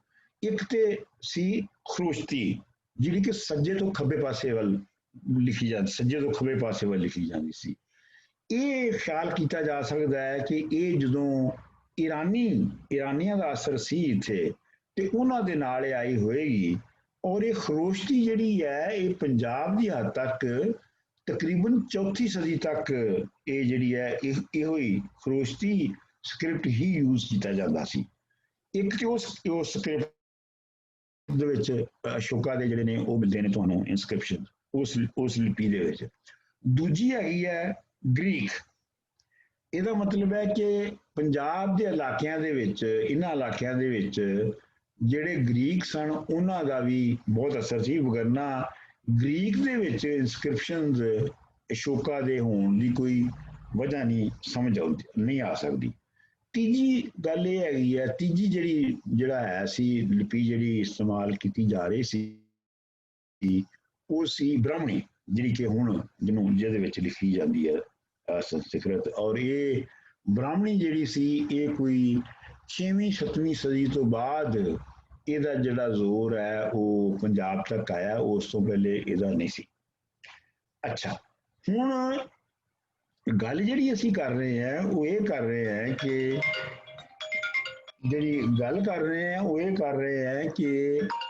ਜਿਹੜੀ ਸੰਸਕ੍ਰਿਤ ਹੈ ਨਾ ਤੇ ਉਹ ਔਰਤਾਂ ਦੀ ਜ਼ਬਾਨ ਹੈ, ਨਾ ਹੀ ਉਹ ਪੈਦਾਵਾਰੀ ਤਬਕਿਆਂ ਦੀ ਜ਼ਬਾਨ ਹੈ, ਯਾਨੀ ਕਿਸਾਨਾਂ ਮਜ਼ਦੂਰਾਂ ਤੇ ਉਹਨਾਂ ਦੀ ਜ਼ਬਾਨ ਹੈ, ਨਾ ਹੀ ਉਹ ਇੰਤਜ਼ਾਮੀ ਜ਼ਬਾਨ ਹੈ ਜਿਵੇਂ ਕਿ ਹਕੂਮਤ ਦੇ ਕਾਰੋਬਾਰ ਚਲਾਉਣ ਲਈ ਜਿਹੜੀ ਜ਼ਬਾਨ ਵਰਤੀ ਜਾ ਰਹੀ ਹੋਵੇ। ਕਿਉਂਕਿ ਜੇ ਉਹ ਵਰਤੀ ਜਾ ਰਹੀ ਹੁੰਦੀ ਕਿ ਸੰਸਕ੍ਰਿਤ ਦੇ ਵਿੱਚ ਇਨਸਕ੍ਰਿਪਸ਼ਨ ਜਿਹੜੀਆਂ ਨੇ ਉਹ ਲਾਜ਼ਮੀ ਜਿਹੜੀਆਂ ਨੇ ਮਿਲਦੀਆਂ, ਉਹ ਸਾਰੀਆਂ ਜਿਹੜੀਆਂ ਆਪਣਾ ਅਸ਼ੋਕਾ ਦੀਆਂ ਇਨਸਕ੍ਰਿਪਸ਼ਨਸ ਨੇ ਉਹ ਜਿਹੜੀਆਂ ਨੇ ਉਹ ਪ੍ਰਾਕ੍ਰਿਤਾਂ ਦੇ ਵਿੱਚ ਨਾ ਹੁੰਦੀਆਂ। ਮਤਲਬ ਉਹਦੀ ਜ਼ਬਾਨ ਪ੍ਰਾਕ੍ਰਿਤਾਂ ਨੇ। ਪ੍ਰਾਕ੍ਰਿਤ ਦਾ ਮਤਲਬ ਹੈਗਾ ਮੁਕਾਮੀ ਜ਼ਬਾਨਾਂ, ਇੱਕ ਗੱਲ। ਤੇ ਦੂਜੀ ਗੱਲ ਇਹ ਹੈਗੀ ਹੈ ਕਿ ਜਿਹੜਾ ਇਹ ਇਲਾਕਾ ਸੀ ਇਹਦੇ ਵਿੱਚ 5ਵੀਂ-6ਵੀਂ ਸਦੀ ਤੱਕ ਬੁੱਧ ਮਤ ਜਿਹੜਾ ਹੈ ਪੰਜਾਬ ਔਰ ਸਿੰਧ ਦੇ ਵਿੱਚ ਬੁੱਧ ਮਤ ਦੀ ਡੋਮੀਨੇਸ਼ਨ ਸੀ। ਮੈਜੋਰਟੀ ਪਾਪੂਲੇਸ਼ਨ ਜਿਹੜੀ ਹੈ ਉਹ ਬੁੱਧ ਸੀ।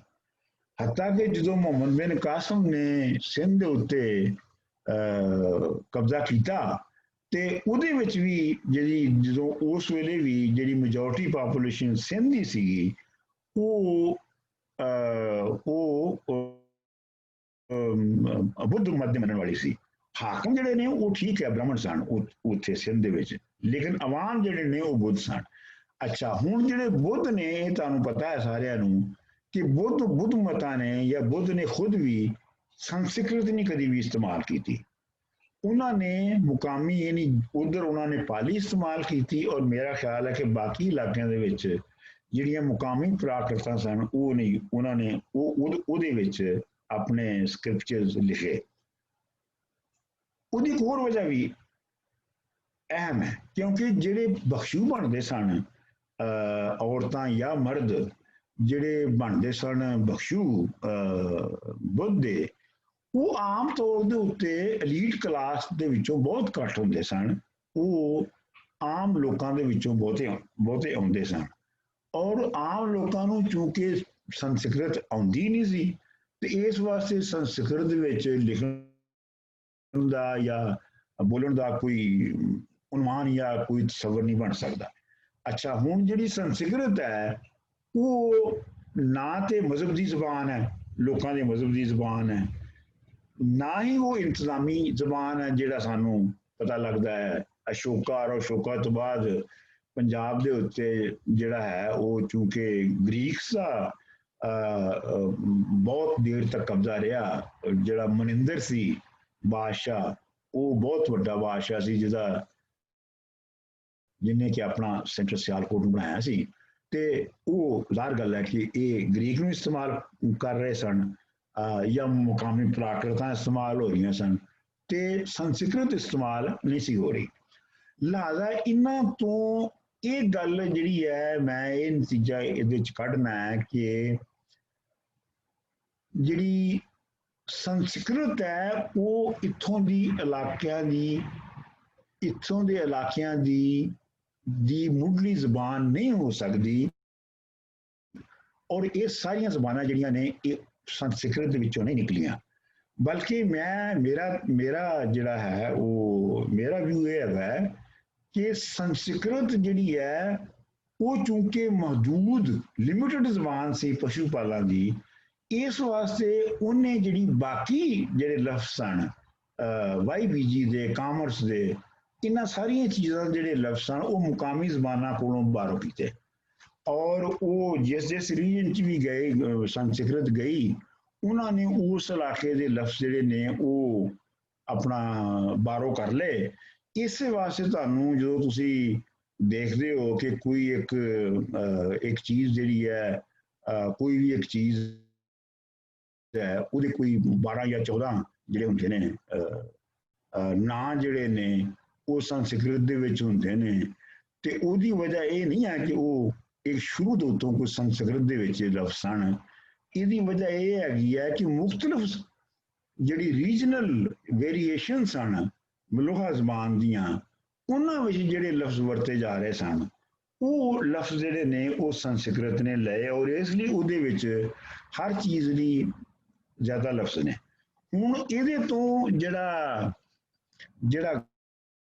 ਗਲਤ ਨਤੀਜਾ ਕੱਢਿਆ ਸਾਡੇ ਆਪਣਾ ਰਿਸਰਚਰਸ ਨੇ, ਉਹ ਇਹ ਕੱਢਿਆ ਕਿ ਉਹ ਆਪਣੀ ਹਰ ਜ਼ਬਾਨ ਦੀ ਜਿਹੜੀ ਐਟਮੋਲੋਜੀ ਹੈ ਉਹਨੂੰ ਉਹ ਸੰਸਕ੍ਰਿਤ ਜਾ ਕੇ ਲੱਭਣ ਲੱਗ ਪਏ।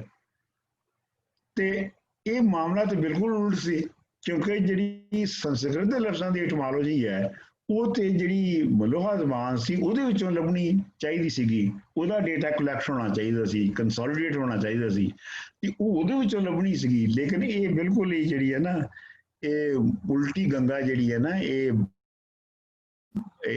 ਸਾਰੀ ਵਗਦੀ ਰਹੀ। ਅੱਛਾ, ਹੁਣ ਇਹਦੇ 'ਚ ਜਿਹੜੀ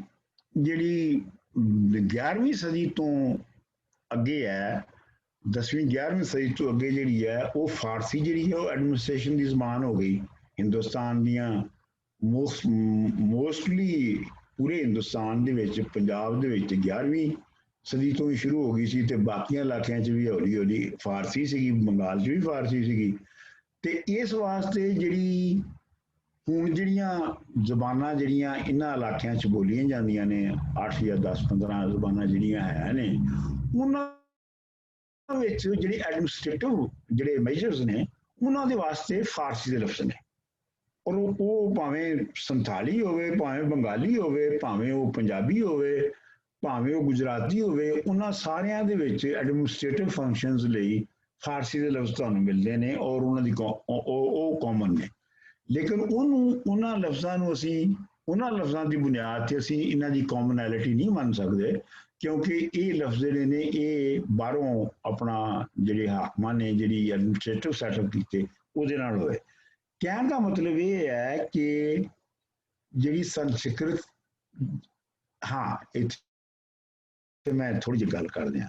ਅੱਛਾ, ਇਹ ਵੀ ਥਿਊਰੀ ਬਿਆਨ ਕੀਤੀ ਜਾਂਦੀ ਹੈ ਕਿ ਜਿਹੜੀ ਸੰਸਕ੍ਰਿਤ ਹੈ, ਜਿਹੜੇ ਸੰਸਕ੍ਰਿਤ ਦੇ ਹਾਮੀ ਨੇ, ਉਹ ਇਹ ਕਹਿੰਦੇ ਨੇ ਜੀ ਸੰਸਕ੍ਰਿਤ ਜਿਹੜੀ ਹੈ ਇਹ ਪੂਰੇ ਇਸ ਇਲਾਕੇ 'ਚ ਬੋਲੀ ਜਾ ਰਹੀ ਸੀ, ਇਹ ਇੱਥੋਂ ਦੀ ਸਪੀਚ ਲੈਂਗੁਏਜ ਸੀ, ਔਰ ਇਹ ਜਿਹੜੀ ਫਾਰਸੀ ਤੇ ਅਰਬੀ ਹੈ ਇਹਨਾਂ ਨੇ ਆ ਕੇ ਇਹਨੂੰ ਤਬਾਹ ਕਰ ਦਿੱਤਾ ਔਰ ਵਗੈਰਾ ਵਗੈਰਾ, ਔਰ ਉਹਨੂੰ ਪਲੂਟ ਕਰ ਦਿੱਤਾ। ਇੰਜ ਤੇ ਨਹੀਂ ਹੋਇਆ, ਕਿਉਂਕਿ ਜਿਹੜੀ ਮਸਲਨ ਅਰਬੀ ਹੈ, ਅਰਬੀ ਦਾ ਤੁਸੀਂ ਦੇਖੋ ਹਿੰਦੁਸਤਾਨੀ ਜ਼ਬਾਨਾਂ ਦੇ ਉੱਤੇ ਕੋਈ ਖਾਸ ਅਸਰ ਨਹੀਂ ਹੈਗਾ, ਕਿਉਂਕਿ ਅਰਬੀ ਜਿਹੜੀ ਹੈ ਉਹ ਸੰਸਕ੍ਰਿਤ ਦੀ ਤਰ੍ਹਾਂ ਹੀ ਰਿਲੀਜੀਅਸ ਰਿਚੁਅਲਸ ਦੀ ਜ਼ਬਾਨ ਸੀਗੀ। ਹਾਂ, ਫਾਰਸੀ ਜਿਹੜੀ ਸੀ ਉਹ ਐਡਮਿਨਿਸਟ੍ਰੇਸ਼ਨ ਦੀ ਜ਼ਬਾਨ ਸੀਗੀ, ਕਾਰੋਬਾਰ ਦੀ ਜ਼ਬਾਨ ਸੀ, ਇਸ ਵਾਸਤੇ ਫਾਰਸੀ ਦਾ ਬਹੁਤਾ ਅਸਰ ਹੋਇਆ। ਅੱਛਾ, ਹੁਣ ਇਹਨਾਂ ਗੱਲਾਂ ਦੇ ਉੱਤੇ ਜਿਹੜੀ ਹੈ ਉਹ ਇਹ ਨਤੀਜਾ ਮੈਂ ਕੱਢਣਾ ਚਾਹੁੰਦਾ ਹੈ ਕਿ ਜਿਹੜੀ ਇਸ ਇਲਾਕੇ ਦੀਆਂ ਜ਼ਬਾਨਾਂ ਸਨ, ਜਿਹੜੀ ਇੱਕ ਜ਼ਬਾਨ ਜਿਹੜੀ ਫੰਡਾਮੈਂਟਲ ਜ਼ਬਾਨ ਸੀ ਉਹ ਮਲੋਹਾ ਸੀ, ਔਰ ਮਲੋਹਾ ਤੋਂ ਬਾਕੀ ਜ਼ਬਾਨਾਂ ਜਿਹੜੀਆਂ ਨੇ ਉਹ ਨਿਕਲੀਆਂ ਨੇ, ਕਿਉਂਕਿ ਜਦੋਂ ਗੰਗਾ ਜਮਨਾ ਵੈਲੀ ਜਿਹੜੀ ਹੈ ਉਹ ਕੋਲੋਨਾਈਜ਼ ਹੋਈ ਲੋਹੇ ਦੀ ਦਰਿਆਫਤ ਤੋਂ ਬਾਅਦ। ਲੋਹੇ ਦੀ ਦਰਿਆਫਤ ਤੱਕ ਗੰਗਾ ਜਮਨਾ ਵੈਲੀ ਜਿਹੜੀ ਹੈ ਉਹ ਅੰਡਰ ਕਲਟੀਵੇਸ਼ਨ ਨਹੀਂ ਸੀ ਆ ਸਕਦੀ, ਕਿਉਂਕਿ ਉੱਥੇ ਜੰਗਲ ਬਹੁਤ ਵੱਡੇ ਸਨ ਔਰ ਉਹਨਾਂ ਨੂੰ ਜਿਹੜਾ ਹੈ ਉਹ ਲੋਹੇ ਤੋਂ ਬਗੈਰ ਕੱਟਿਆ ਨਹੀਂ ਸੀ ਜਾ ਸਕਦਾ। ਲੋਹੇ ਤੋਂ ਬਗੈਰ ਉੱਥੇ ਹੜ੍ਹ ਵੀ ਨਹੀਂ ਸੀ ਆਇਆ ਜਾ ਸਕਦਾ, ਜ਼ਮੀਨ ਸਖਤ ਸੀਗੀ। ਤੇ ਇਹ ਜਦੋਂ ਇਹ ਜਿਹੜੇ ਆਬਾਦ ਕਰਨ ਵਾਸਤੇ ਜਿਹੜੇ ਲੋਕਾਂ ਨੂੰ ਉੱਥੇ ਜਿਹੜੀ ਏਰੀਅਨਸ ਲੈ ਕੇ ਗਏ, ਉਹ ਹੀ ਲੋਕਲ ਲੋਕ ਸਨ ਜਿਹੜੇ ਕਿ ਪੰਜਾਬ ਔਰ ਸਿੰਧ ਵੈਲੀ ਦੇ ਲੋਕ ਸਨ।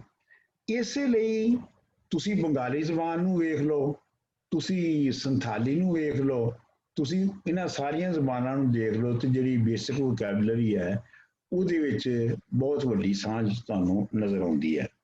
ਅੱਛਾ, ਹੁਣ ਮੈਂ ਇਹ ਤੁਹਾਨੂੰ ਸਾਰਿਆਂ ਨੂੰ ਕੁਛ ਅੰਦਾਜ਼ਾ ਹੋਏਗਾ ਕਿ ਇਹ ਥਿਊਰੀ ਜਿਹੜੀ ਹੈ, ਮੈਂ ਇਹ ਥਿਊਰੀ ਜਿਹੜੀ ਹੈ ਇਹ ਮੈਂ ਉੱਥੋਂ ਸ਼ੁਰੂ ਕੀਤਾ। ਸੌਰੀ, ਇਸ ਤਾਰੀਖ ਲਿਖਦਿਆਂ I confronted this problem, I confronted this issue ਕਿ ਇਹਨੂੰ ਮੈਂ ਕਿਵੇਂ ਸਮਝਾਂ। ਤੇ ਉਹਦੇ ਵਿੱਚ ਉਹਨਾਂ ਨੇ ਜਿਹੜੀ ਹਾਈਪੋਥੇਸਿਸ ਸੀ ਉਹ ਇਹ ਸੀ ਕਿ ਇਹ ਜਿਹੜੀ ਪੰਜਾਬੀ ਹੈ ਇਹਦੀ ਜ਼ਿਆਦਾਤਰ ਇਹਦੀ ਫਾਊਂਡੇਸ਼ਨ ਜਿਹੜੀ ਹੈ ਉਹ ਆਸਟਰੋ ਏਸ਼ੀਆਟਿਕ ਲੈਂਗੁਏਜਸ ਨਾਲ ਹੋ ਸਕਦੀ ਹੈ ਤੇ ਉਹਨੂੰ ਐਕਸਪਲੋਰ ਕਰਨਾ ਚਾਹੀਦਾ। ਚੁਨਾਚੇ ਮੈਂ ਸੰਥਾਲੀ, ਮੁੰਡਾ ਤੇ ਖਾਸੀ, ਇਹ ਜਿਹੜੀਆਂ ਤਿੰਨ ਜ਼ਬਾਨਾਂ ਸਨ ਪੁਰਾਣੀਆਂ, ਇਹਨਾਂ ਦੀਆਂ ਜਿਹੜੀਆਂ ਡਿਕਸ਼ਨਰੀਆਂ ਸਨ ਉਹਨਾਂ ਨੂੰ ਪੰਜਾਬੀ ਦੀ ਜਿਹੜੀ ਲਫ਼ਜ਼ਾਲੀ ਸੀ ਉਹਦੇ ਨਾਲ ਮਿਲਾ ਕੇ ਮੈਂ ਉਹਨੂੰ ਵੇਖਿਆ ਔਰ ਉਹ ਤੁਹਾਡੇ ਕੋਲ ਪਤਾ ਨਹੀਂ ਕਿਸੇ ਕੋਲ ਹੈ ਕਿਤਾਬ ਕਿ ਨਹੀਂ ਹੈਗੀ, ਇਹ ਆਪਣਾ ਕਿੱਥੇ ਗਈ ਹੁਣੇ ਤੇ ਮੈਂ ਲਿਆ ਕੇ ਆਇਆ ਪਿੱਛੇ ਆ ਕੇ ਗਈ।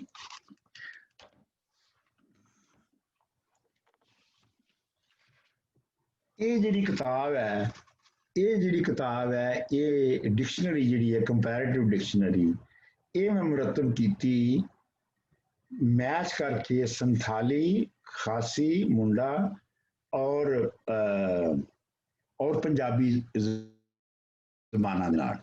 ਇਹਦੇ ਇਸ ਜਿਹੜੀ ਡਿਕਸ਼ਨਰੀ ਹੈ ਇਹਦੇ ਵਿੱਚ ਕੋਈ 5000 ਲਫ਼ਜ਼ ਜਿਹੜੇ ਨੇ ਉਹ ਉਹ ਮੈਚ ਕੀਤੇ ਗਏ ਨੇ। ਅੱਛਾ, ਔਰ ਉਹ ਜਿਹੜੀ ਮੈਚਿੰਗ ਹੋਈ ਹੈ ਉਹਦੇ ਵਿੱਚ ਇਹ ਵੀ ਹੈ ਕਿ ਬਾਜ਼ ਲਫ਼ਜ਼ ਜਿਹੜੇ ਨੇ ਸਾਨੂੰ ਪੰਜਾਬੀ ਦੇ ਵਿੱਚ ਬੇਮਾਨੀ ਸਨ, ਉਹ ਮੈਨੂੰ ਸਮਝ ਆਏ ਕਿ ਅਗਰ ਤੁਸੀਂ ਉਹਨਾਂ ਨੂੰ ਸੰਥਾਲੀ ਵਿੱਚ ਵੇਖੋ ਤਾਂ ਉਹਨਾਂ ਦੇ ਮਾਇਨੇ ਹੈਗੇ ਨੇ ਔਰ ਉਹ ਮਾਇਨੇ ਜਿਹੜੇ ਤੁਹਾਨੂੰ ਮੁਨਾਸਬ ਲੱਗਦੇ ਨੇ। ਮਿਸਾਲ ਦੇ ਤੌਰ ਦੇ ਉੱਤੇ ਸਾਡੇ ਹੀਰ ਰਾਂਝੇ ਦੀ ਕਹਾਣੀ ਦੇ ਵਿੱਚ ਕੈਦੋ ਦਾ ਇੱਕ ਕਰੈਕਟਰ ਹੈ, ਠੀਕ। ਕੈਦੋ ਦਾ ਜਿਹੜਾ ਫਿਲਮਾਂ ਤੇ ਡਰਾਮਿਆਂ ਦੇ ਵਿੱਚ ਜੋ ਉਹਨੂੰ ਵਿਖਾਇਆ ਜਾਂਦਾ ਹੈ ਉਹਨੂੰ ਤੇ ਲੰਗੜਾ ਵਿਖਾਇਆ ਜਾਂਦਾ ਹੈ। ਅੱਛਾ, ਲੇਕਿਨ ਉਹਦਾ ਨਾਂ ਕੈਦੋ ਹੈ ਤੇ ਪੰਜਾਬੀ ਦੇ ਵਿੱਚ ਕੈਦੋ ਦਾ ਕੋਈ ਮਤਲਬ ਨਹੀਂ ਹੈਗਾ, ਯਾਨੀ ਕਿ ਕਿਸੇ ਨੂੰ ਪੁੱਛਣ ਨੂੰ ਕੈਦੋ ਦਾ ਕੀ ਮਾਨਾ ਹੈ ਤੇ ਕੈਦੋ ਦਾ ਕੋਈ ਮਾਨਾ ਨਹੀਂ ਹੈਗਾ। ਲੇਕਿਨ ਸੰਥਾਲੀ ਦੇ ਵਿੱਚ ਜਿਹੜਾ ਕੈਦੋ ਦਾ ਮਾਨਾ ਉਹ ਲੰਗੜਾ ਹੈ। ਇਸ ਤਰ੍ਹਾਂ ਇੱਕ ਬੜਾ ਮਸ਼ਹੂਰ ਹਾਫਿਜ਼ ਬਰਖੁਰਦਾਰ ਦਾ ਸ਼ੇਰ ਹੈ, ਨੀਲ ਕਰਾਈਆਂ ਨੀਲਕਾਂ ਮੇਰਾ ਪਿੰਡਾ ਨੀਲੋ ਨੀਲ। ਅੱਛਾ, ਇਹਦੇ ਚ ਹੁਣ ਜਿਹੜਾ ਨੀਲ ਦਾ ਲਫ਼ਜ਼ ਹੈ ਇਹ ਇਹਨੂੰ ਜਿਹੜੇ ਸਾਡਿਆਂ ਬੰਦਿਆਂ ਨੇ ਕਰਨ ਦੀ ਕੋਸ਼ਿਸ਼ ਕੀਤੀ, ਕਿਸੇ ਨੇ ਕਿਹਾ ਜੀ ਇਹ ਨੀਲੀ ਬਾਰ ਦਾ ਜ਼ਿਕਰ ਹੋ ਰਿਹਾ ਤੇ ਕਿਸੇ ਨੇ ਕੁਛ ਕਿਹਾ, ਲੇਕਿਨ ਨੀਲ ਦਾ ਮਤਲਬ ਜਿਹੜਾ ਹੈ ਉਹ ਵੇਖਣਾ ਹੈ ਤੇ ਨੀਲਕਾਂ ਦਾ ਮਤਲਬ ਹੈ ਮੇਲਾ। ਨੀਲ ਕਰਾਈਆਂ ਨੀਲਕਾਂ ਕਿ ਤੈਨੂੰ ਦੇਖ ਕੇ ਤੇ ਸਾਡੇ ਦਿਲ ਵਿੱਚ ਮੇਲਾ ਲੱਗ ਗਿਆ, ਜਿਹੜਾ ਕਿ ਇਹਦੀ ਮੁਨਾਸਬ ਜਿਹੜੀ ਐਕਸਪਲੇਨੇਸ਼ਨ ਹੋਏਗੀ। ਇਸੇ ਤਰੀਕੇ ਦੇ ਨਾਲ ਹੀਰ ਜਿਹੜੀ ਹੈ, ਲਫ਼ਜ਼ ਹੀਰ ਹੈ, ਹੀਰ ਦੇ ਵੀ ਮਾਇਨੇ ਨੇ, ਯਾਨੀ ਸੰਥਾਲੀ ਦੇ ਵਿੱਚ। ਕਹਿਣ ਦਾ ਮੇਰਾ ਮਤਲਬ ਹੈ ਕਿ ਇਹ ਜਿਹੜੀ ਸਾਰੀ ਵੋਕੈਬਲਰੀ ਹੈ ਇਹਨੂੰ ਕੰਸੋਲੀਡੇਟਡ ਜਿਹੜੀ ਵੋਕੈਬਲਰੀ ਅਗਰ ਇਹ ਬਣੇ ਤੇ ਉਹਦੇ ਨਾਲ ਇੱਥੋਂ ਦੀਆਂ ਜ਼ਬਾਨਾਂ ਦੇ origin, evolution, development, comparative analysis ਉਹਨਾਂ ਦਾ ਹੋ ਸਕਦਾ ਹੈ ਇਹ ਜਿਹੜਾ ਹੈ ਇਹ ਸੰਸਕ੍ਰਿਤ ਔਰ ਡੇਵਿਡੀਅਨ ਜ਼ਬਾਨਾਂ ਦੇ ਵਿੱਚ ਇਹ ਕੰਮ ਨਹੀਂ ਹੋ ਸਕਦਾ ਔਰ ਨਾ ਹੀ ਹੋ ਪਾਇਆ। ਲੇਕਿਨ ਸਵਾਲ ਇੱਥੇ ਇਹ ਵੀ ਪੈਦਾ ਹੁੰਦਾ ਹੈ ਕਿ ਆਖਿਰ ਇਹ ਸੰਸਕ੍ਰਿਤ ਦੀ ਮਿੱਥ ਕਿਵੇਂ ਬਣੀ ਔਰ ਸੰਸਕ੍ਰਿਤ ਦੀ ਮਿੱਥ ਕਾਇਮ ਕਿਵੇਂ ਰਹੀ। ਤੇ ਇਹ ਸਰ ਜੌਨਸ ਨੇ ਜਦੋਂ ਬੰਗਾਲ ਦੇ ਵਿੱਚ ਇਹ ਪਹਿਲੀ ਵਾਰੀ ਕਿਹਾ ਕਿ ਸੰਸਕ੍ਰਿਤ ਜਿਹੜੀ ਹੈ ਉਹ ਸਾਡੀ ਜ਼ੁਬਾਨ ਹੈ ਔਰ ਸਾਡੇ ਨਾਲ ਮਿਲਦੀ ਜੁਲਦੀ ਜ਼ੁਬਾਨ ਹੈ, ਉਸ ਤੋਂ ਬਾਅਦ ਉਹਨਾਂ ਨੇ ਬਸ ਉਹ ਅਜੇ ਹੜੱਪਾ ਨਹੀਂ ਸੀ ਅਜੇ, ਵੈਸੇ ਉਦੋਂ ਐਕਸਕੇਵੇਸ਼ਨ ਹੋਈਆਂ ਤੇ ਸਾਰੇ ਜਿਹੜੇ ਨੇ ਵੈਸਟਰਨ ਜਿਹੜੇ ਸਕਾਲਰਸ ਨੇ ਉਹਨਾਂ ਨੇ ਸੰਸਕ੍ਰਿਤ ਨੂੰ ਲੈ ਕੇ ਤੇ ਸੰਸਕ੍ਰਿਤ ਦੀ ਬੁਨਿਆਦ ਦੇ ਉੱਤੇ ਸਾਰਾ ਜਿਹੜਾ ਸੰਸਕ੍ਰਿਤ ਦੀ ਮਿੱਥ ਬਣ ਗਈ ਔਰ ਸੰਸਕ੍ਰਿਤ ਦੇ ਵਿੱਚੋਂ ਹੀ ਉਹਨਾਂ ਨੇ ਬਾਕੀ ਸਾਰਾ ਕੁਝ ਕਰਨਾ ਸ਼ੁਰੂ ਕਰ ਦਿੱਤਾ। ਤੇ ਆਪਣਾ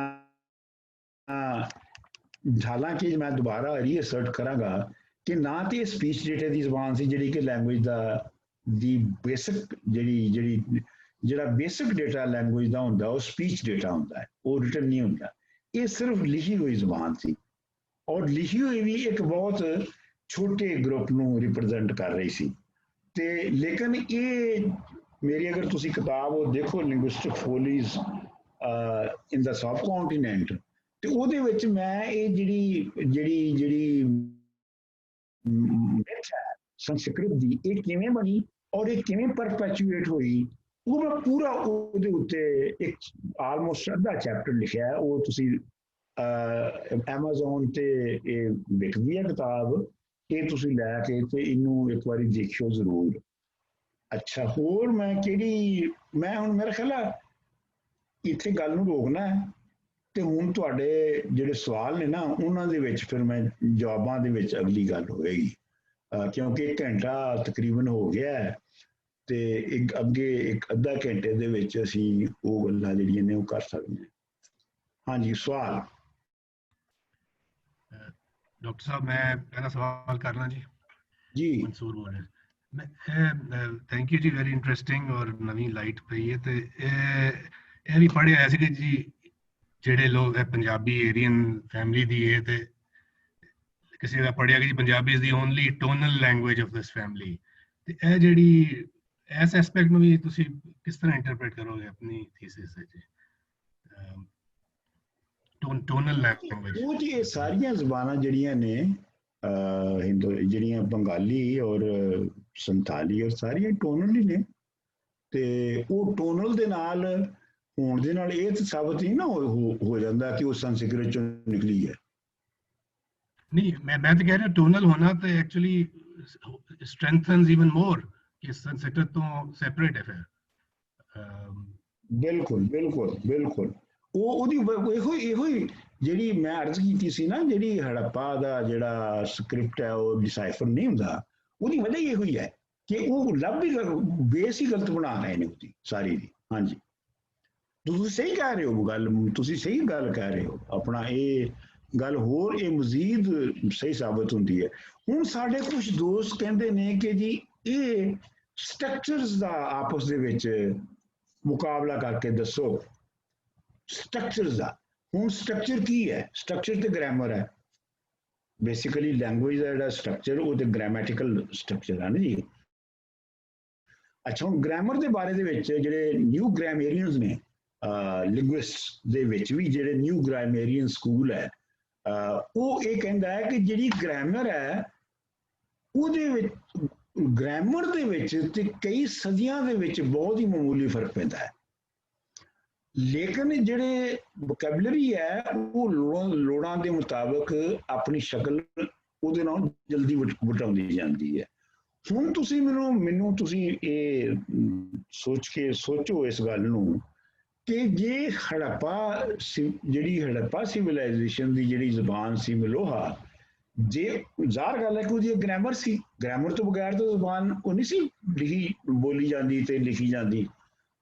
ਉਹ ਜਿਹੜੀ ਗ੍ਰਾਮੈਟੀਕਲ ਸਟਰਕਚਰ ਸੀ ਉਹਨਾਂ ਦਾ, ਉਹ ਅਸੀਂ ਜਾਂ ਤੇ ਕਹੀਏ ਕਿ ਉਹ ਸੰਸਕ੍ਰਿਤ ਨੇ ਆ ਕੇ ਰਿਪਲੇਸ ਕਰ ਦਿੱਤਾ ਉਸ ਸਟਰਕਚਰ ਨੂੰ, ਤੇ ਜਾਂ ਅਸੀਂ ਹੋਰ ਕੋਈ ਥੀਸਿਸ ਬਣਾਈਏ। ਇਹ ਤੇ ਜਿਹੜੇ ਲਿੰਗੁਇਸਟ ਨੇ ਉਹ ਮੰਨਦੇ ਨੇ ਕਿ ਗ੍ਰਾਮੈਟਿਕਲ ਸਟਰਕਚਰ ਜਿਹੜੇ ਨੇ ਉਹ ਤੇ ਕਈਆਂ ਸਦੀਆਂ ਕਈ ਸੌ ਸਦੀਆਂ ਦੇ ਵਿੱਚ ਜਾ ਕੇ ਤਬਦੀਲ ਹੁੰਦੇ ਨੇ। ਤੇ ਇਹ ਵੀ ਇਸ ਤੋਂ ਇਹ ਗੱਲ ਵੀ ਨਿਕਲਦੀ ਹੈ ਕਿ ਜਿਹੜਾ ਗ੍ਰਾਮੈਟਿਕਲ ਸਟਰਕਚਰ ਇਮਲੋਹਾ ਜ਼ਬਾਨ ਦਾ ਸੀ ਉਹ ਆਪਣਾ ਯੂਨੀਕ ਗ੍ਰਾਮੈਟਿਕਲ ਸਟਰਕਚਰ ਸੀ ਔਰ ਉਹ ਤਬਾਹ ਨਹੀਂ ਸੀ ਹੋ ਸਕਦਾ। यानी ये नामुमकिन है साइंटिफिकली जी लिंगुइस्ट की कीती है। लेकिन मसला ये है कि जेडे लिंगुइस्ट्स ने जी स्टडीज कीतियां उन्होंने बुनियादी तौर पे पहली जिवें मैं क्या रिटन लफ्ज़ नूं लिया। अच्छा हुण रिटन लफ्ज़ नूं भी उन्होंने इंज बनाया कि जिवें जेड़ा लफ्ज़ है या जेडे लफ्ज़ ने वो खुद बिल्कुल इंडिपेंडेंट रियलिटी ने उन्होंने अपनी एक सोसाइटी तो इंडिपेंडेंट जी है वो हैसियत हैगी है। तो लिहाजा उन्होंने उन्होंने लफ्ज़ों दे करैक्टरिस्टिक्स लफ्ज़ों दी खसूसियतां कढ़ के ते कंपैरिजन करने शुरू किए। ये मैं तुहानूं इहदी मिसाल इस तरीके ज़्यादा वाज़ेह हो जाएगी। मिसाल के तौर पर फिजिक्स के थेरी ऑफ ग्रैविटी है या थेरी ऑफ रिलेटिविटी है। अच्छा उस थेरी जी है वो बहुत सारी चीज़ों की जी सांझ है ग्रैविटी की उन्होंने एक्सप्लेन करती है। अच्छा इन्होंने जिहड़े ये बहुत सारे लिंगुइस्ट सन इन्होंने ज़बान के लफ्ज़ों भी फिजिकल फिनोमिना के तौर पर लेना शुरू कर दिता कि जिमें फिजिकल फिनोमिना है उंज ही लफ्ज़ है ने और लफ्ज़ों का ही जिहड़ा एनालिसिस है लफ्ज़ों का ही जिहड़ा स्ट्रक्चर है वो थ्रू ही असीं सारा कुछ समझ सकते हैं। अच्छा हुण दूसरे पास ये भी है कि इन्हां चों अक्सरीयत इहो इस काम करने वाले जिहड़े ने वो ये भी मानते हैं कि जिहड़ा रिटन लफ्ज़ है और जिहड़ा रिटन लफ्ज़ तुहाडे सामने आउंदा है उहदी पिछे जो कुछ इमोशनल कल्चरली जो होंदा है कल्चर स्पैसिफिक जिवें होंदा है वो तो बगैर उस लफ्ज़ नूं समझिया नहीं जा सकता। तो जे तुसीं लफ्ज़ नूं आइसोलेट करके उन्होंने एक इंडिपेंडेंट एंटिटी बना के उन्होंने स्टडी करनी शुरू कर दो बल्कि इतों तक है कि बाद लिंगुइस्ट कहते हैं जी बहुत बहुत अच्छी गल है कि जिहड़ा संस्कृत है वो आइडियल ज़बान सी ते इस वास्ते उसदा आसानी नाल असीं मुतालिया कर सकते हैं। सो लिहाजा मैं ये समझदा कि ये जिहड़ी अप्रोच है ये इन्हां दी गलत है और ये हुण नवीं जिहड़ी लिंगुइस्टिक्स सामने आएगी आर्टिफिशियल इंटैलीजेंस की इंट्रोडक्शन तो बाद जिहड़ी कि लिंगुइस्टिक डेटे नूं नवें तरीके नाल इंटरप्रेट करेगी ਉਹਦੇ ਨਾਲ बहुत सारिया गल्लां सामने आउणगीਆਂ। अच्छा मैं ਤੁਹਾਨੂੰ टेबल दिखा दियां कि ना दिखावां? सर एक सवाल जे मैनूं इजाजत होवे तो। हाँ जी बोलो। एक सवाल है कि ट्रेडिशनली हिंदुस्तान दी जिहड़ियां ज़बानां ने उन्हां नूं दो हिस्सिਆਂ ਦੇ ਵਿੱਚ डिवाइड ਕੀਤਾ ਜਾਂਦਾ है। एक ਜਿਹੜੀਆਂ कि इंडो यूरोपियन कहलांदियां ने और दूसरी ਜਿਹੜੀਆਂ ਡ੍ਰਵਿਡੀਅਨ कहलांदियां ने। ਤੇ ਇਹ ਤੇ ਤੁਸੀਂ ਵੀ ਆਪਣੇ ਥੀਸਿਸ ਦੇ ਵਿੱਚ ਮੰਨਦੇ ਹੋ ਕਿ ਇਹ ਦੋਵੇਂ ਗਰੁੱਪਸ ਫਰਕ ਨੇ ਤੇ ਇਹ ਦੱਸੋ ਕਿ ਇਹ ਫਰਕ ਕਿਉਂ ਹੈ ਕਿ ਉਹ ਜੈਨੇਟਿਕ ਫਰਕ ਲੋਕ ਨੇ? मैं ये समझना है कि हिंदुस्तान सब कॉन्टिनेंट च 3 लिंग्विस्टिक ग्रुप्स ने। एक तो जिन्होंने तुसी इंडो एरियंस कहते हो एक वो ग्रुप है, दूजा ड्रेविडियन ग्रुप है और तीजा जिहड़ा हैगा मैं कहना है कि फिलहाल तो वो आइडेंटिफिकेशन आस्ट्रो एशियाटिक ग्रुप के नाल होंदी है। पर मेरा थीसिस ये है और हाइपोथेसिस ये है जिते किसी को काम करना चाहिए कि ये असल दे विच एक तीसरी जिहड़ा अगर लैंग्वेज ग्रुप है वो मलोहा लैंग्वेज ग्रुप है जिहड़ा कि इन्हां दोवां दे नालों बहुत फर्क है। हाँ अलबत्ता यह है कि लफ्ज़ जिहड़े ने वो लफ्ज़ जिहड़े ने उन्हां नूं तुसीं सांझे लभ सकदे हो। उहदी एक होर वजह भी है क्यों लफ्ज़ सांझे लभ जांदे ने। उहदी वजह ये है कि जिहड़ा तुहानूं पता है कि जिहड़ा बच्चा है ਬੱਚਾ ਹਰ ਚੀਜ਼ ਜਿਹੜੀ ਆ ਉਹ ਮੂੰਹ ਦੇ ਨਾਲ ਮਹਿਸੂਸ ਕਰਦਾ ਹੈ, ਮੂੰਹ ਦੇ ਨਾਲ ਹੀ ਦੁਨੀਆ ਨੂੰ ਐਕਸਪਲੋਰ ਕਰਦਾ ਹੈ। ਔਰ ਪਹਿਲੇ ਲਫ਼ਜ਼ ਸੌਰੀ ਬੁੱਲਾਂ ਦੇ ਨਾਲ, ਲਿਪਸ ਦੇ ਨਾਲ, ਔਰ ਜਿਹੜੇ ਸ਼ੁਰੂ ਦੇ ਲਫ਼ਜ਼ ਜਿਹੜੇ ਨੇ ਉਹ ਵੀ ਬੁੱਲਾਂ ਦੇ ਨਾਲ, ਬੁੱਲਾਂ ਦੇ ਡਿਪੈਂਡੈਂਟ ਲਫ਼ਜ਼ ਉਹ ਕੱਢਦਾ ਹੈ, ਮਾਂ ਪਾ ਵਗੈਰਾ ਵਗੈਰਾ। ਅੱਛਾ, ਇਹਦਾ ਮਤਲਬ ਇਹ ਹੈ ਕਿ ਬਹੁਤ ਸਾਰੀਆਂ ਜ਼ੁਬਾਨਾਂ ਜਿਹੜੀਆਂ ਨੇ, ਜਿਹੜੇ ਵੱਖਰੇ ਵੱਖਰੇ ਗਰੁੱਪ ਵੀ ਨੇ, ਉਹਨਾਂ ਵਿੱਚ ਜਿਹੜੇ ਲਫ਼ਜ਼ਾਂ ਦੀ ਤੁਹਾਨੂੰ ਸਾਂਝ ਜਿਹੜੀ ਦਿਖਾਈ ਦਿੰਦੀ ਹੈ, ਉਹਦੀ ਸ਼ਾਇਦ ਵਜ੍ਹਾ ਇਹ ਵੀ ਹੈਗੀ ਹੈ ਕਿ ਜਿਹੜੀ ਅਰਲੀਅਰ ਸਟੇਜਸ ਸਨ, ਜਦੋਂ ਇਨਸਾਨੀ ਬ੍ਰੇਨ ਔਰ ਜਿਹੜਾ ਉਹਦਾ ਸਾਊਂਡ ਸਟਰਕਚਰ ਹੈ ਉਹ ਇੰਨਾ ਇਨਵੋਲਵ ਨਹੀਂ ਸੀ ਹੋਇਆ, ਔਰ ਉਹ ਸਿਰਫ ਬੁੱਲਾਂ ਦੇ ਨਾਲ ਹੀ ਲਫ਼ਜ਼ ਬਣਾ ਸਕਦਾ ਸੀ। ਉਹਦਾ ਅਜੇ ਗਲੇ ਨੂੰ ਇਸਤੇਮਾਲ ਕਰਨ ਦਾ, ਟੰਗ ਨੂੰ ਇਸਤੇਮਾਲ ਕਰਨ ਦਾ ਅਜੇ ਉਹਨੂੰ ਬਹੁਤ ਢੰਗ ਨਹੀਂ ਸੀ ਆਇਆ। ਜਿਵੇਂ ਬੱਚਾ ਜਿਹੜਾ ਉਹ ਜਿਵੇਂ ਜਿਵੇਂ ਵੱਡਾ ਹੁੰਦਾ ਹੈ ਉਵੇਂ ਉਵੇਂ ਉਹਦਾ ਜਿਹੜਾ ਸਾਊਂਡ ਸਿਸਟਮ ਹੈ, ਯਾਨੀ ਜ਼ਬਾਨ ਨੂੰ ਵਰਤਣ ਦਾ ਔਰ ਗਲੇ ਨੂੰ ਵਰਤਣ ਦਾ ਵੱਧਦਾ ਹੈ।